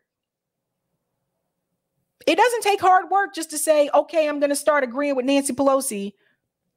I'm going to start agreeing with Hakeem Jeffries. I'm going to tell everybody to endorse and support Joe Biden. That's not hard work. You just flip. One of my first hearings ever was questioning Michael Cohen. And I remember the commentary at that time was, she's just going to put on a show. And I knew that I was capable of more than that. I think anyone who is used to being underestimated can relate to that experience. Here comes the meat of it, guys. I want you to read two recent headlines from New York Magazine. They were written within a week of each other. The first is AOC is just a regular old Democrat now. And that accuses you of compromising on your progressive ideals as you work within the party system. And then came the rebuttal, which was the AOC left has achieved plenty, which argued that your wing has pushed the party leftward. Why do you think your role is still being parsed this way by Democrats and by those on the left? So let me explain something really quick right here, something I noticed, you guys.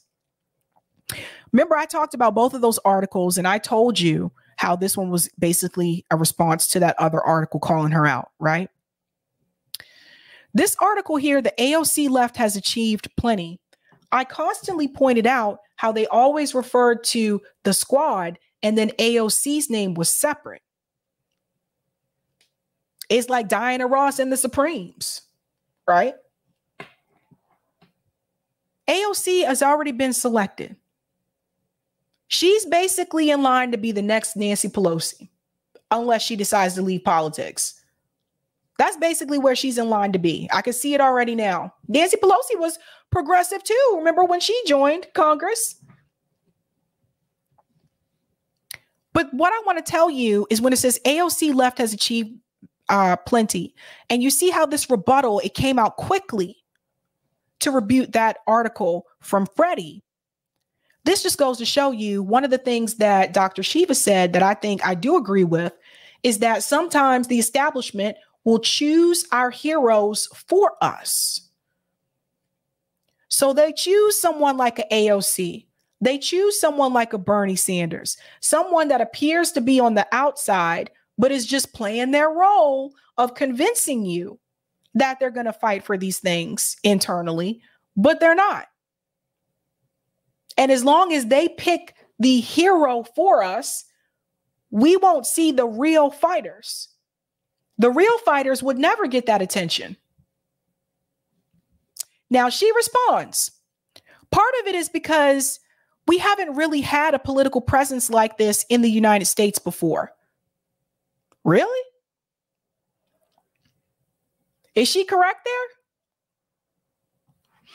I think very often you had this consummate insider that was bankrolled by corporate money and advancing this, frankly, very neoliberal agenda. Does AOC realize there was a time in this country when we didn't have super PACs or PACs at all? When politicians weren't connected to corporate money? Does she not realize that? All right, let's go on. Boy, I tell you. And those were the people that were willing, that were used to seeing in power. And so I think over time, there's been an inherent association between power, assent, and quote, unquote, selling out. Sometimes she just talks and it's like she just throws words together that don't really make sense. And so I think over time, there has been this inherent association between power, assent, and quote, unquote, selling out. Jesus. I often say to my grassroots companions that the left for a very long time was not used to having power in the United States. Is anyone going to tell her about the New Deal?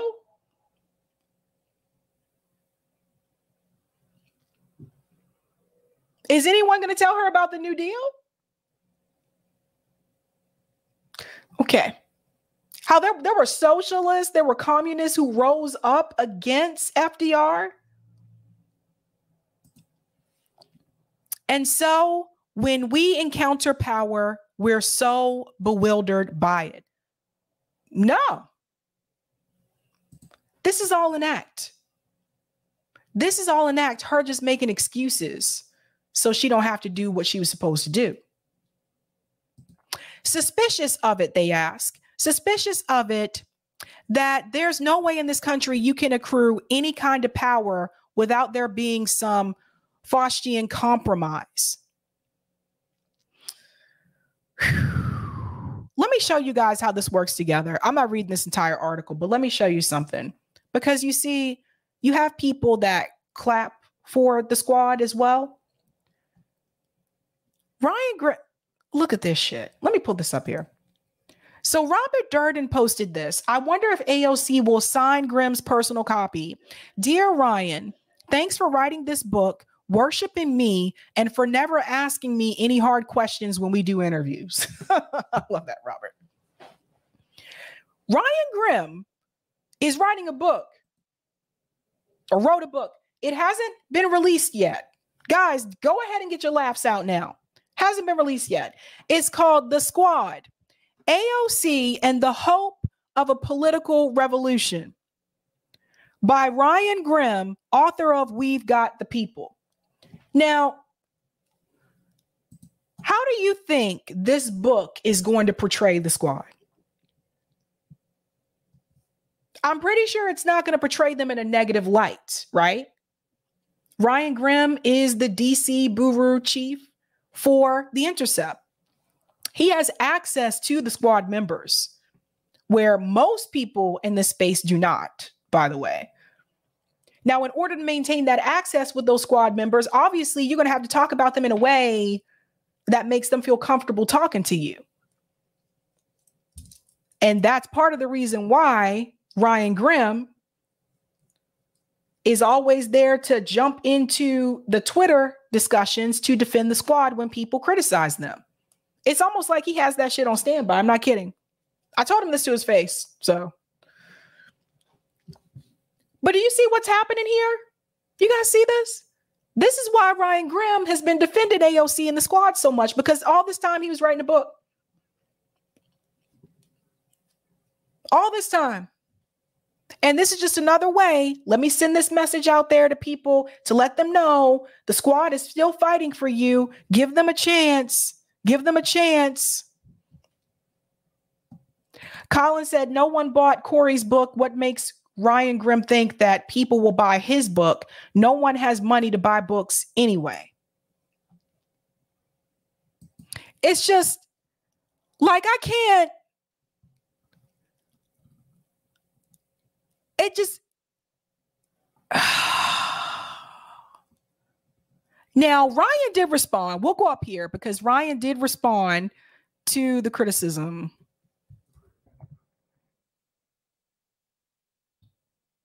About the book. But it's obvious. People know what's up, right? So Ryan says, I have a new book coming out in December. The story of Bernie and the squad. Hold on. I have a story book coming out this December. The story of Bernie and the squad's rise and the way they shaped and were shaped by Washington. Pre-order Ryan Grimm's new book, The Squad, AOC and the Hope of a Political Revolution. Actually a sequel to my last one, and you can pre-order it now on all. Hold on. Hold on. I have a new book coming out this December. This one published by Henry Holt, called The Squad, AOC and the Hope of a Political Revolution. It traces the evolution of the left in the United States from 2015, starting with Bernie's first campaign, through the 2022 midterms. It's essentially a sequel to my last one, and you can pre-order it now on all the book platforms, including independent ones. Pre-orders are hugely influential to how a book does on launch. So if you like the last book, please consider pre-ordering. I have a new book coming out. Well, hit that like button, guys. If you haven't had a chance to do so, just hit that like button. That helps me out with the algo. But do you guys see, you see what's happening here, right? So obviously, again, in order for these politicians to continue to grow their brand, right, there has to be someone in media that is going to defend them, that is going to simp for them and back them up. And that's Ryan Grimm. Used to be TYT, but TYT stopped defending them. So Ryan Grimm is there to do that. That's his job. To prevent any real outside movement, to keep you just in the Democratic Party. Here he goes. It's here. He shows the Amazon thing. So there's the Amazon link there. So it's just, I thought he posted another one. Oh, let me go here. Sorry. There was another one that he posted because people were mad at him about the book. Maybe he removed it. I don't see it now. Oh, there it is. Here we go. The quotes and replies are perfect. Bunch of people mad at a book cover for a book that isn't out for another 3 months. Would be a real shame if they loudly complained about it from now until then and continued sharing the cover. Ryan don't like to take any criticism. But you see how this is? You see the connections, guys, between the book coming out from Ryan Grimm, the AOC saying, admitting that she has changed. So she can't blame us anymore. She's admitting this herself. And then the articles that came about AOC and all this kind of stuff. This is just, if there's anyone there to protect the squad, it is Ryan Grimm. I'll tell you that. I'll tell you that. Let me go to some of the comments here and we'll go to our next story. Marvin says we can shelter in 15-minute cities. Globalist dream. Thank you, Marvin. Thank you, Roger. We need Senate sponsor for National Infrastructure Bank. Thank you. Thank you, Warren. AOC equals Alexandria Ocasio-Crowley. Oh, damn. Alexandria Ocasio-Crowley. Yikes. Thank you. John says, keep up the good work. Vote green. Thank you, John Solo. Thank you, Mary. She was Senator Ted Kennedy's intern. She's a liar. Exactly. Thank you, Anthony. Blocked by Grim Job, aka Progressive Caucus Whisperer. Thank you, Mary. Ryan, paint them as the defenders Ryan, paint them as the defenders of justice. Here you go.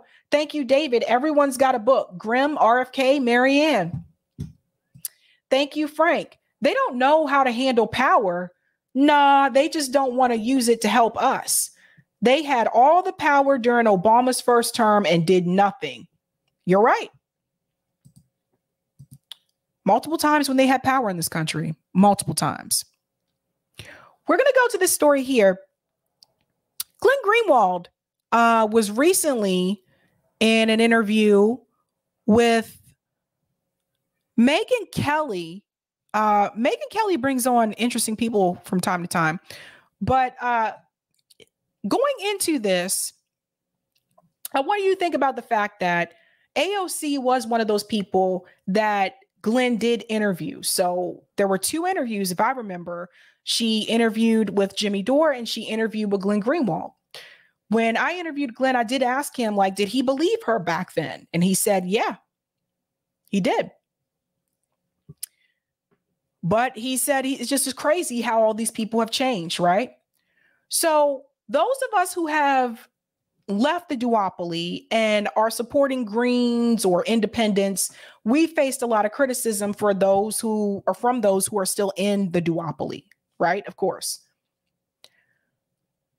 In this particular interview, they're discussing Cornel West, and I got to give props to Glenn for this, for defending Cornel West, but also at the same time calling out the BS that is coming from what's left of Bernie's movement, and including Bernie Sanders himself. And I say that because it's really not easy for everybody to do. Most people in this space are not doing it. Most people in this space are still trying to give some type of hope for the squad because this is all they know. And it's just the reality. There are a lot of people that are in this space. They started right after Bernie's first campaign, right? Or during Bernie's first campaign. And this is what they know, the Bernie progressive thing, you know, vote for the Democratic Party, etc. And doing something different can be scary for them mentally, but also financially. Let's just be real. Because if your audience is mainly that Democrat vote blue, no matter who crowd, and you flip on them, then yes, that can affect you. But what's more important? Having morals and principles and sticking by what you believe in reference to the policies, or just trying to maintain an audience? There's been time people flipped on me. There's been time I've gained. There's been times I've lost, but I still keep it real. And I think that's more important. So here is Glenn in this discussion with Megyn Kelly, being a staunch defender here for Cornel West. And you got to love it. We're going to end with a good story. They're getting interesting. There's like a little smoke coming up in the ranks in the Dems. And I'm not speaking about RFK-J or Marianne Williamson. Bernie Sanders and Cornel West. What do you make of, well, get the audience up to speed on what they've been doing and why they've become a little bit more interesting as we look forward to 2024, even though we're assured Biden's running for a second term. See, for all the people, even Megyn Kelly is talking about this. So for all the people who continue to say, don't worry about third party, it's a waste of time, no one's going to pay attention to Cornel West anyway. Sure are a lot of people paying attention to him. Everybody's talking about Cornel West. Let's continue. Well, so first of all, Cornel West is just one of the more interesting people in our cultural life. He's incredibly well-spoken. He's a learned person. He's been in academic institutions. I think he's extremely smart. I've talked to him a lot. I really believe that. He's been very widely respected his whole life. He wrote a book called Race Matters in the 1990s. That's considered by a lot of people one of the most profound intellectual works on race. And aside from that, he was a very close friend of Bernie Sanders. He was a vigorous supporter of the Sanders campaign, both in 2016 and 2020 when Bernie ran for president. Cornel West has always been a left-wing critic of the Democratic Party. He's never liked the Democratic Party, but he's kind of maintained like one foot inside of it, the way Bernie used to pretend to do. Now Cornel West thinks both parties are equally terrible, that he can't support either, and he's running as a third-party candidate with the Green Party, the way Jill Stein did in 2016. And one major problem for the Democrats is that he is a very respected Black intellectual, very popular among a lot of Black voters on whom Democrats rely in every election to win. But he's also somebody I think people are going to start to see who has this ability to speak to working class people in a way that makes them feel like they're not hearing stale left-wing dogma. He's exciting, he's charismatic, he's funny, he's very human, he produces music, he sings, he'll break into song in the middle of interviews like he did when I had him on my show. And I think he poses a huge threat to the Democratic Party, because even if you take 2 or 3% from Joe Biden, that obviously can make a difference in the way our elections are run. And the amazing thing is, Megan, that Bernie Sanders his entire life has prided himself on his independence from the Democratic Party. Literally, he's never been a member of the Democratic Party. Even now, he's an independent senator. He doesn't belong to either party technically, even though he caucuses with the Democrats. So for them to send out, of all people, Bernie Sanders to attack Cornel West, and for Bernie to be willing to do it, to attack his good friend, someone who supported him for many years, shows that there is no more internal dissent within the Democratic Party. I was in Milwaukee. Everybody who watched that debate saw the incredibly intense ideological and political conflicts the Republican Party has internally, which I think is very healthy. Let me pause here for a second in reference to what he said about Bernie Sanders. It's the lowest of the low. And I believe that's what happened. I think Dem leadership told Bernie Sanders to get out on the ground again and go around the country and tell people why they got to support Joe Biden. Turn against your friend. And Bernie Sanders would do it. This is why you need to ask this question, guys. Do you guys actually think Bernie Sanders was actually going to fight against Big Pharma? Think about it. Democrats are in total lockstep, including the parts of the party that pretended for a long time to be defiant and rebellious. Bernie's catchphrase in 2016 was "our revolution." The revolutionary, the radical revolutionary, is now Joe Biden's chief party enforcer, to the point of being willing publicly to exploit his old fake persona to attack Cornel West. And I don't know. I think that's going to alienate a lot of people more than it's going to persuade them. Oh, so interesting to hear you explain that. Okay, so here's a bit of Cornel West going on Charlemagne's show, The Breakfast Club, on August 7th, talking about Bernie Sanders. Take a listen here. Sadi.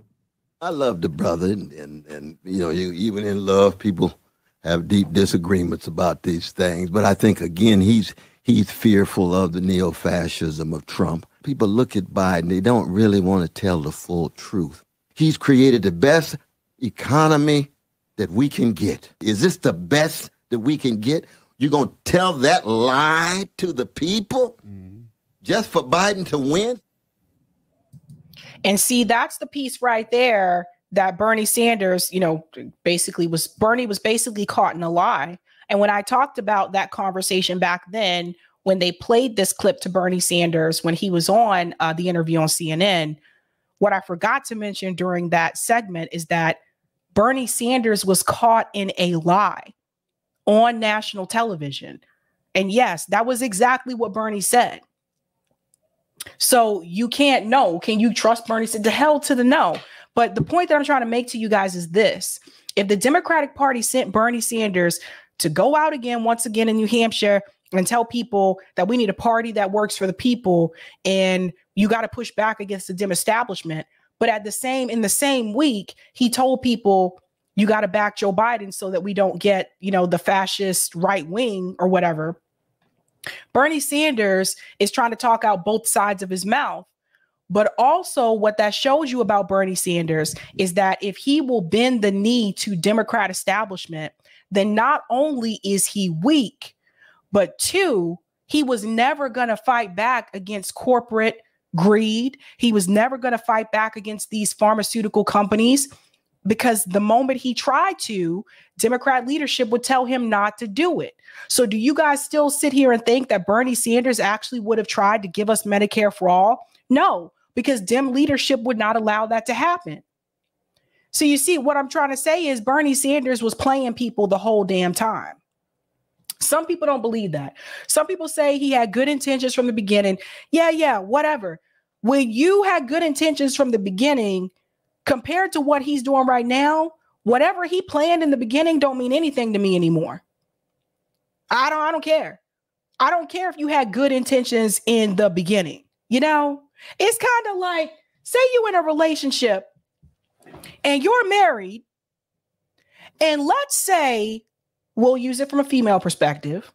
Let's say your husband not only cheats on you, but has a kid by the woman he cheated on you with, and then leaves you for the woman to go start a whole family with them, but then things don't work out, and then he want to come back to you and say, let's try again. And what if he comes to you, and these things do happen, by the way, and what if he comes to you and he says, I never meant to cheat. It just kind of happened. I didn't know she was going to get pregnant. You're right. I should have never left. When we got married, I had good intentions in the beginning. Would you take him back? Hells no. So think about that. So for the people that tell me he had good intentions, none of that matters. None of that matters the way he sold out his friend. He sold out Cornel West. He caved the knee to Joe Biden, bent the knee to Joe Biden, made excuses for Democrat establishment, made excuses for the Ukraine funding. He even bent the knee when Joe Biden told him not to mention that Yemen bill in the Senate, because if he did, it was not going to pass. So he caved on that. So do I think that Bernie Sanders, looking back on it, actually would have fought for Medicare for all? Hells to the no. Bernie showing you who he really is right now. Something to think about. Okay. And then, as you point out comes Bernie Sanders with a response directed at Cornel West at 9. Where I disagree with my good friend, Cornel West, is I think in these really very difficult times. Hold on. Jen Ho says, bad example, childless 30-something women are out of options. Who said the woman was in her 30s? I know plenty of women pregnant in their 20s. I know plenty of women that have had this situation happen that are in their 20s. Where there is a real question whether democracy is going to remain in the United States of America. I think we have got to bring the entire progressive community to defeat Trump or whoever the Republican nominee will be. Okay, and then one more for you. Cornel West went on Rising with, The Hill, and had an interesting POV that we should play. Take a listen, Sat 10. Brother Bernie's making a plausible. Hold on. I got to say something else to that 30-something comment, because I just realized something. You were basically saying, where's that comment at, Eric? You were basically saying, bad example, childless 30-something women are out of options. So you're basically saying that women in their 30s don't have, they can't get many options? They can. They can. Come on, Jen Ho. Come on. Let's do better. Let's do better. I know women in their 30s who are single and they're living their best life. Let's do better here. I don't like that, Jen Ho. I don't like it. And to be honest with you, I'm gonna keep it real. Let me go back here for a little bit. I don't know what's happening there, Jen Ho. I don't like that. And I'm married, by the way. I'm married, by the way. But the reality is, things get better as you get older. I don't have to go into detail here, but the adults in the house, you know what I'm talking about. Things get a lot better as you get older. Let's continue. Trump or whoever the Republican nominee will be. Okay, and then one more for you. Cornel West went on Rising with, The Hill, and had an interesting POV that we should play. Take a listen, Sat 10.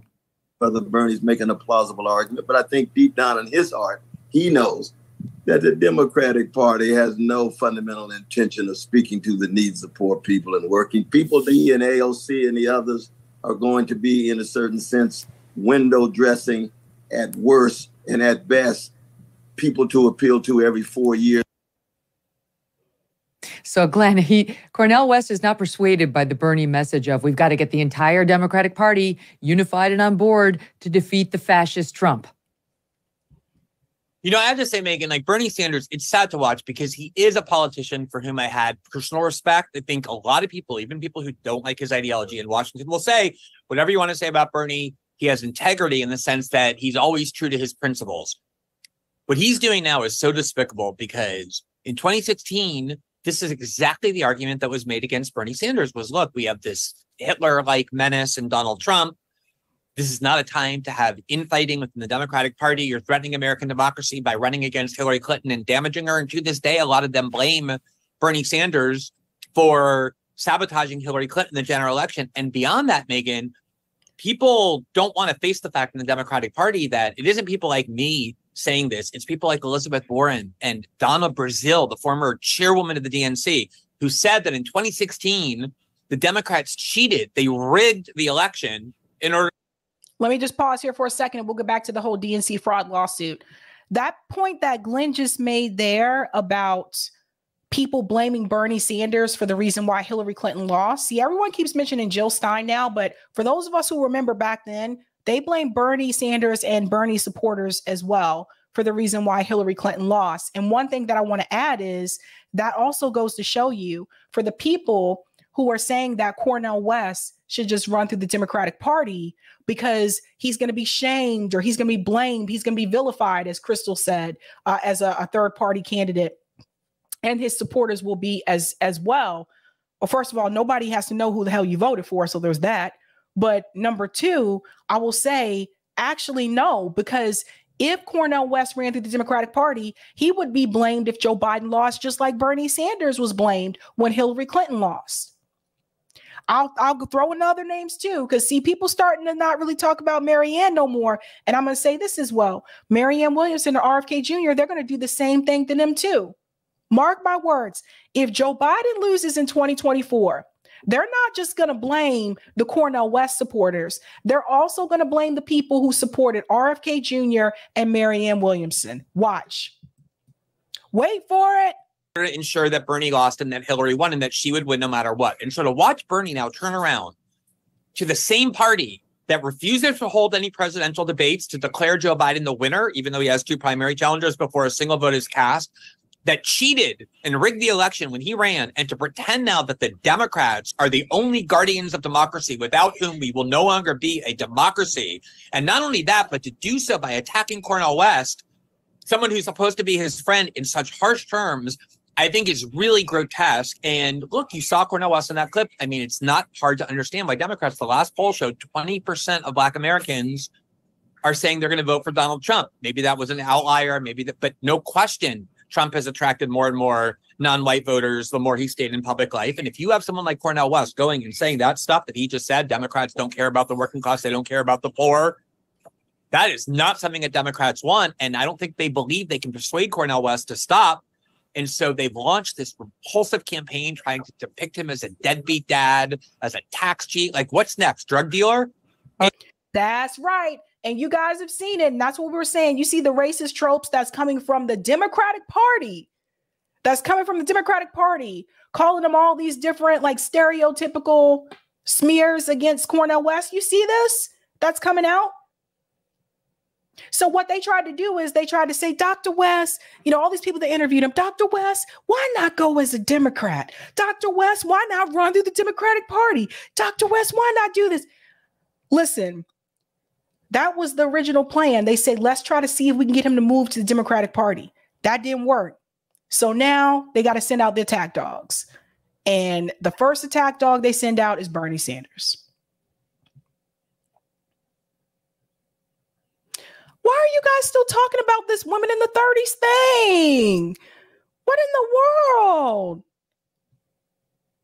What is wrong, Fox Body Blues? Things are better for women as they age and are married, not single and childless. I don't know about that, Fox Body Blues.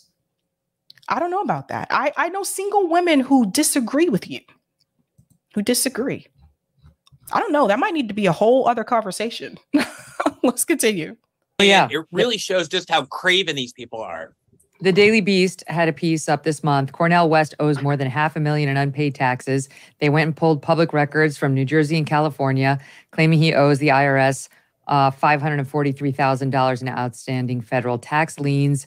I don't know what the circumstances of all this are, but they're happy to come after him because he actually may be siphoning votes off from their dear leader. And Joe Biden cannot afford to lose any votes, never mind votes within the Black community. Why do you think he moved South Carolina up first for the Democratic primary? It's a reward to Jim Clyburn and for South Carolina for essentially helping him become the Democratic nominee. He cannot lose the Black vote, period. And more people need to talk about that, by the way, what Megan just said. More people need to talk about how they moved up South Carolina. I know we talked about it when they first announced it, but I think we need to continue to mention that message, all the things that they're trying to do to make it so that Joe Biden wins. I mean, it's just absolutely ridiculous. And again, for the people that say, well, I'm not doing anything, any favors for a politician to get anything in return, bullshit. Because you see that Jim Clyburn did tell people in South Carolina, we're going to support Joe Biden. People came out to support Joe Biden because some people, not all, but some people in South Carolina, having lived there, think that Jim Clyburn is their leader, even though he lives in like the poorest district in South Carolina, but he's not poor. And then in return, what happens? They try to move up South Carolina as the first state in the primary. So we got to keep mentioning that, what the Democratic Party is doing. But they are losing the Black vote. I mean, there's going to obviously be the most unified and concerted push on behalf of every powerful Democratic, behalf of every powerful institution in this country outside of a few media companies and others. But in general, the entire power center in the United States is going to be united behind Joe Biden. The propaganda campaign launched against the American people will be unlike anything we've ever seen before. Remember, in 2016, the FBI concocted a fake Russiagate scandal. In 2020, the CIA lied to voters right before the vote by telling them the Hunter Biden laptop was Russian disinformation, which was a complete and utter lie that the corporate media spread. That shows the extent, the lengths to which they're willing to go to try and win this election. So there's going to be a huge propaganda push, but I think a lot of Black voters are coming to the realization that Democrats love Black voters as long as Black voters do what Democrats tell them to do. And that is not something that most people want to accept. Yes. So this is from early August. The Trump campaign highlighted an Emerson College poll out of Michigan showing Trump and Biden tied, each with 44%. And when Cornel West was added as a choice, Joe Biden lost the state of Michigan to Trump. 43% for Trump, 41% for Biden. West got 4% of the vote. They can't have it. They cannot have it. He doesn't have it to spare. He did not win in any sort of a landslide last time around, meaning Joe Biden.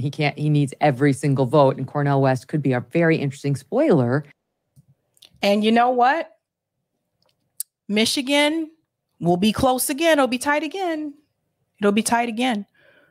And I wanted to show you this. See, they're getting scared. Shout out to Case Study QB here. They're getting really afraid, guys. We're going to end with this clip here. Liberals raise alarms calling on Biden to sharpen re-election progressive pitch. Listen to this. This is the scare here. And they're going to bring up Cornel West. Student loan forgiveness was among the big issues that progressives wanted to see from the Biden administration. But now there's some concern among left-leaning Democrats that the Biden re-election campaign isn't focused enough on an ambitious second-term agenda. Joining us now to talk about that is White House bureau chief for the Washington Post, Tolu Olurunnipa. Tolu, great to see you, my friend. Your new story is titled "Liberals Raise Alarms, Calling on Biden to Sharpen Re-Election Pitch." So tell us a little bit more about that. Your story runs with a photo of Senator Bernie Sanders, who just dropped in on the White House earlier this week. It is sort of a political maxim that you know, re-election bids and candidates tend to drift towards the center as the election approaches. But what has the progressives here so alarmed? What we heard from Senator Sanders over the weekend in New Hampshire and on the Sunday shows, including Meet the Press, and he was essentially telling the president that the president needs to focus more on a liberal, ambitious agenda, a clear agenda for a second term. We've heard the president spending a lot of time over the last couple of weeks talking about what he's already done, talking about Bidenomics, talking about sort of all of the things that have worked for his administration over the past couple of years, but less discussion of what he would do if he gets another 4 years. And a number of progressives are saying that Biden needs to focus more on that and focus more on the fact that people are still struggling, even in the Bidenomics world where we do have low unemployment and we do have jobs seeming to come back at a pretty steady clip. Notice how he's kind of stuttering over that a little bit, the low unemployment and the jobs, because they're not telling the full truth about that.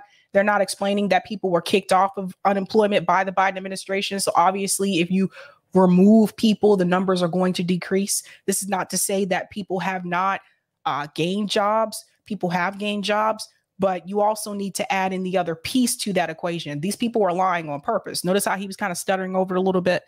There are still people that are struggling with inflation, struggling to put food on the table. And as Biden pivots to the middle on some issues, a number of progressives feel that may leave an opening for their voters to either stay home or to go to a third party candidate, someone like Cornel West, who is pitching himself as a champion of liberal causes. First of all, Cornel West is not pitching himself as a champion of liberal causes. Cornel West is a progressive. They like to lump everybody in one category. But notice what he mentioned there. People are looking at other options, right? Now, this woman that comes in, watch this, guys. This is funny. So this happens a lot, and you know, as Lemire said in the intro to you, that there's a sense of. Why is she so nervous? Let me go back. Hold on. Why is she so nervous? Watch. Right after he mentions Cornel West, watch this. Stay home or to go to a third party candidate, someone like Cornel West, who is pitching himself as a champion of liberal causes. So this happens a lot, and you know, as Lemire said in the intro to you, that there's a sense that a candidate in re-election moves. Oh man, the center, and that there's a pull from, you know, in this case, the left to be more progressive. But I think that, you know, say more about some of the issues that Senator Sanders said that the White House should be more aggressive on, because if it's inflation and wage inequality, climate change, things like that, these are things that the American people really want action on too. I don't know that necessarily this is a case where what the progressives want are going to be at odds with the rest of America. Honey, if you in trouble, blink twice, because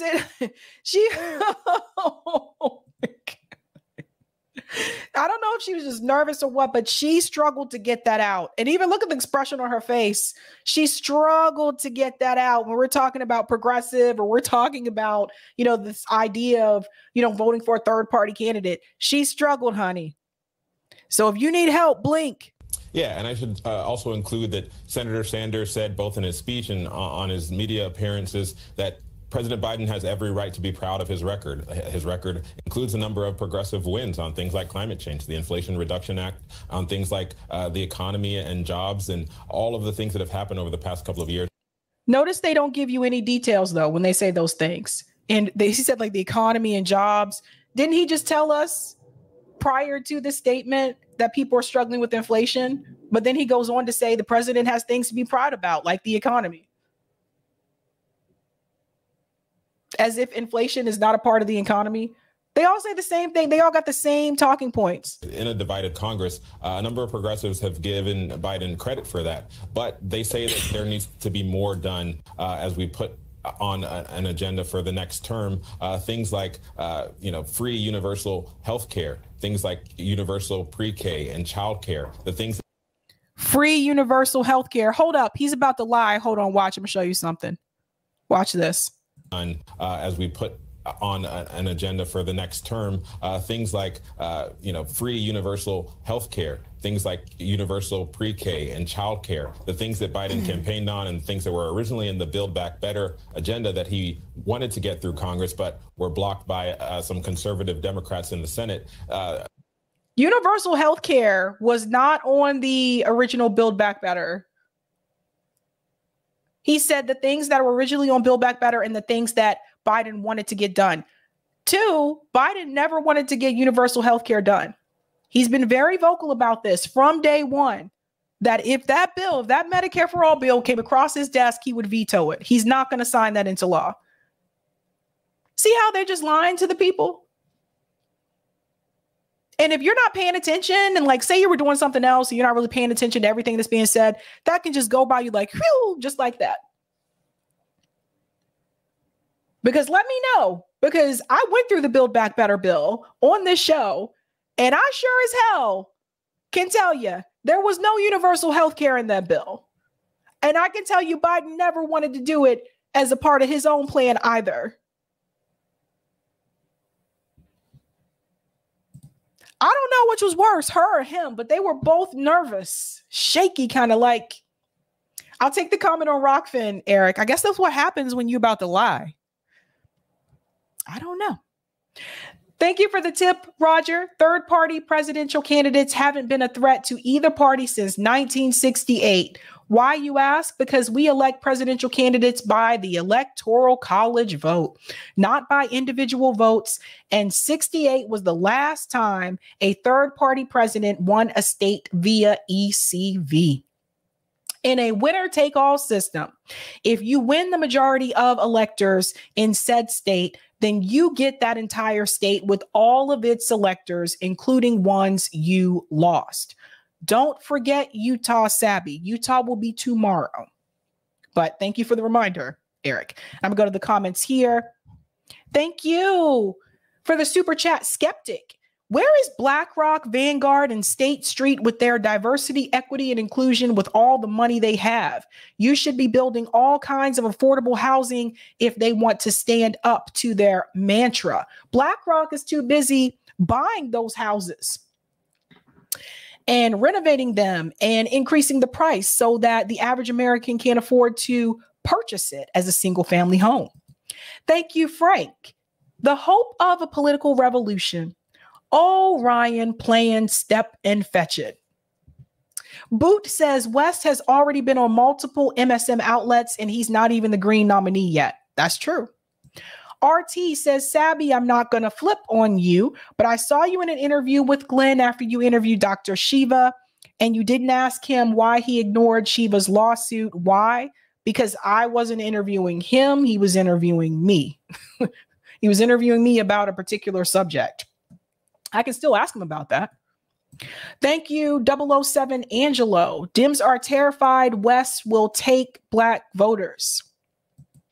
Lauren says, Bernie and his movement was strong. When he turned his back, that broke my heart. AOC is disappointing, but kind of understandable. Thank you, Roger. Bernie went from being a dim socialist to a liberal. See how that works? Thanks, Cool Blue. DNC survey asked if the Democrats should hold Republicans accountable.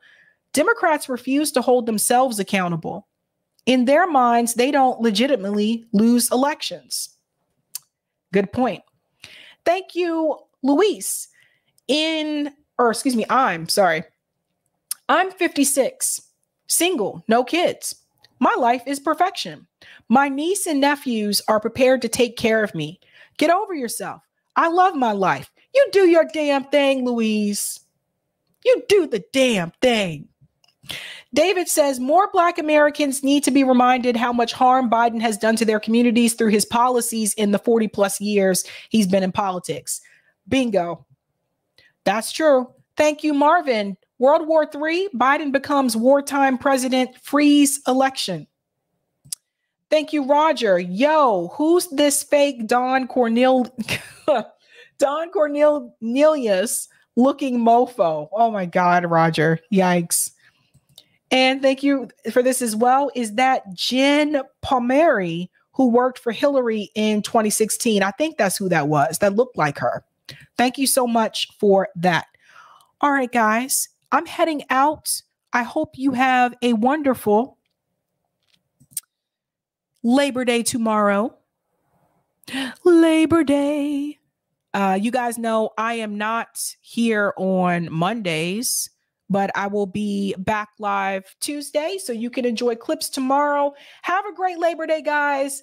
We're going to ride out with this, and I'll see you when I see you. You're a Malcolm-like or Martin-like.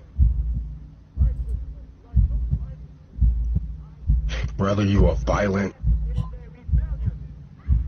or non-violent. As long as you are calling out these motherfuckers for their war crimes.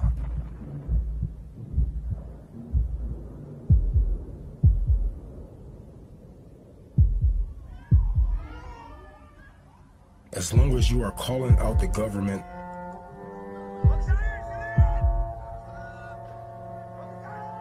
they have a bullet for each and every last one of you.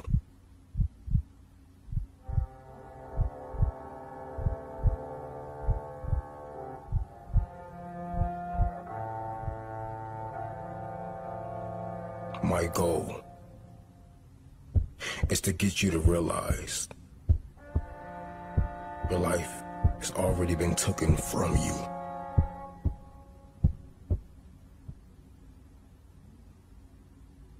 My mission is to get you to fight.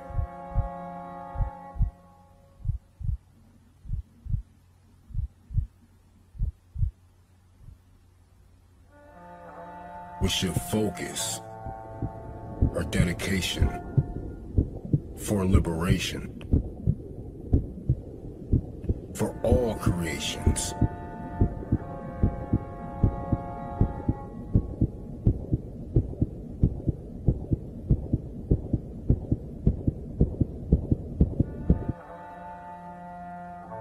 What I live for, who I fed,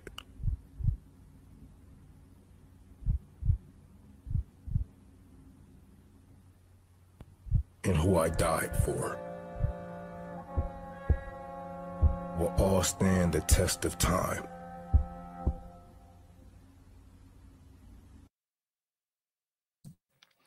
Have a good night. Keep up the fight.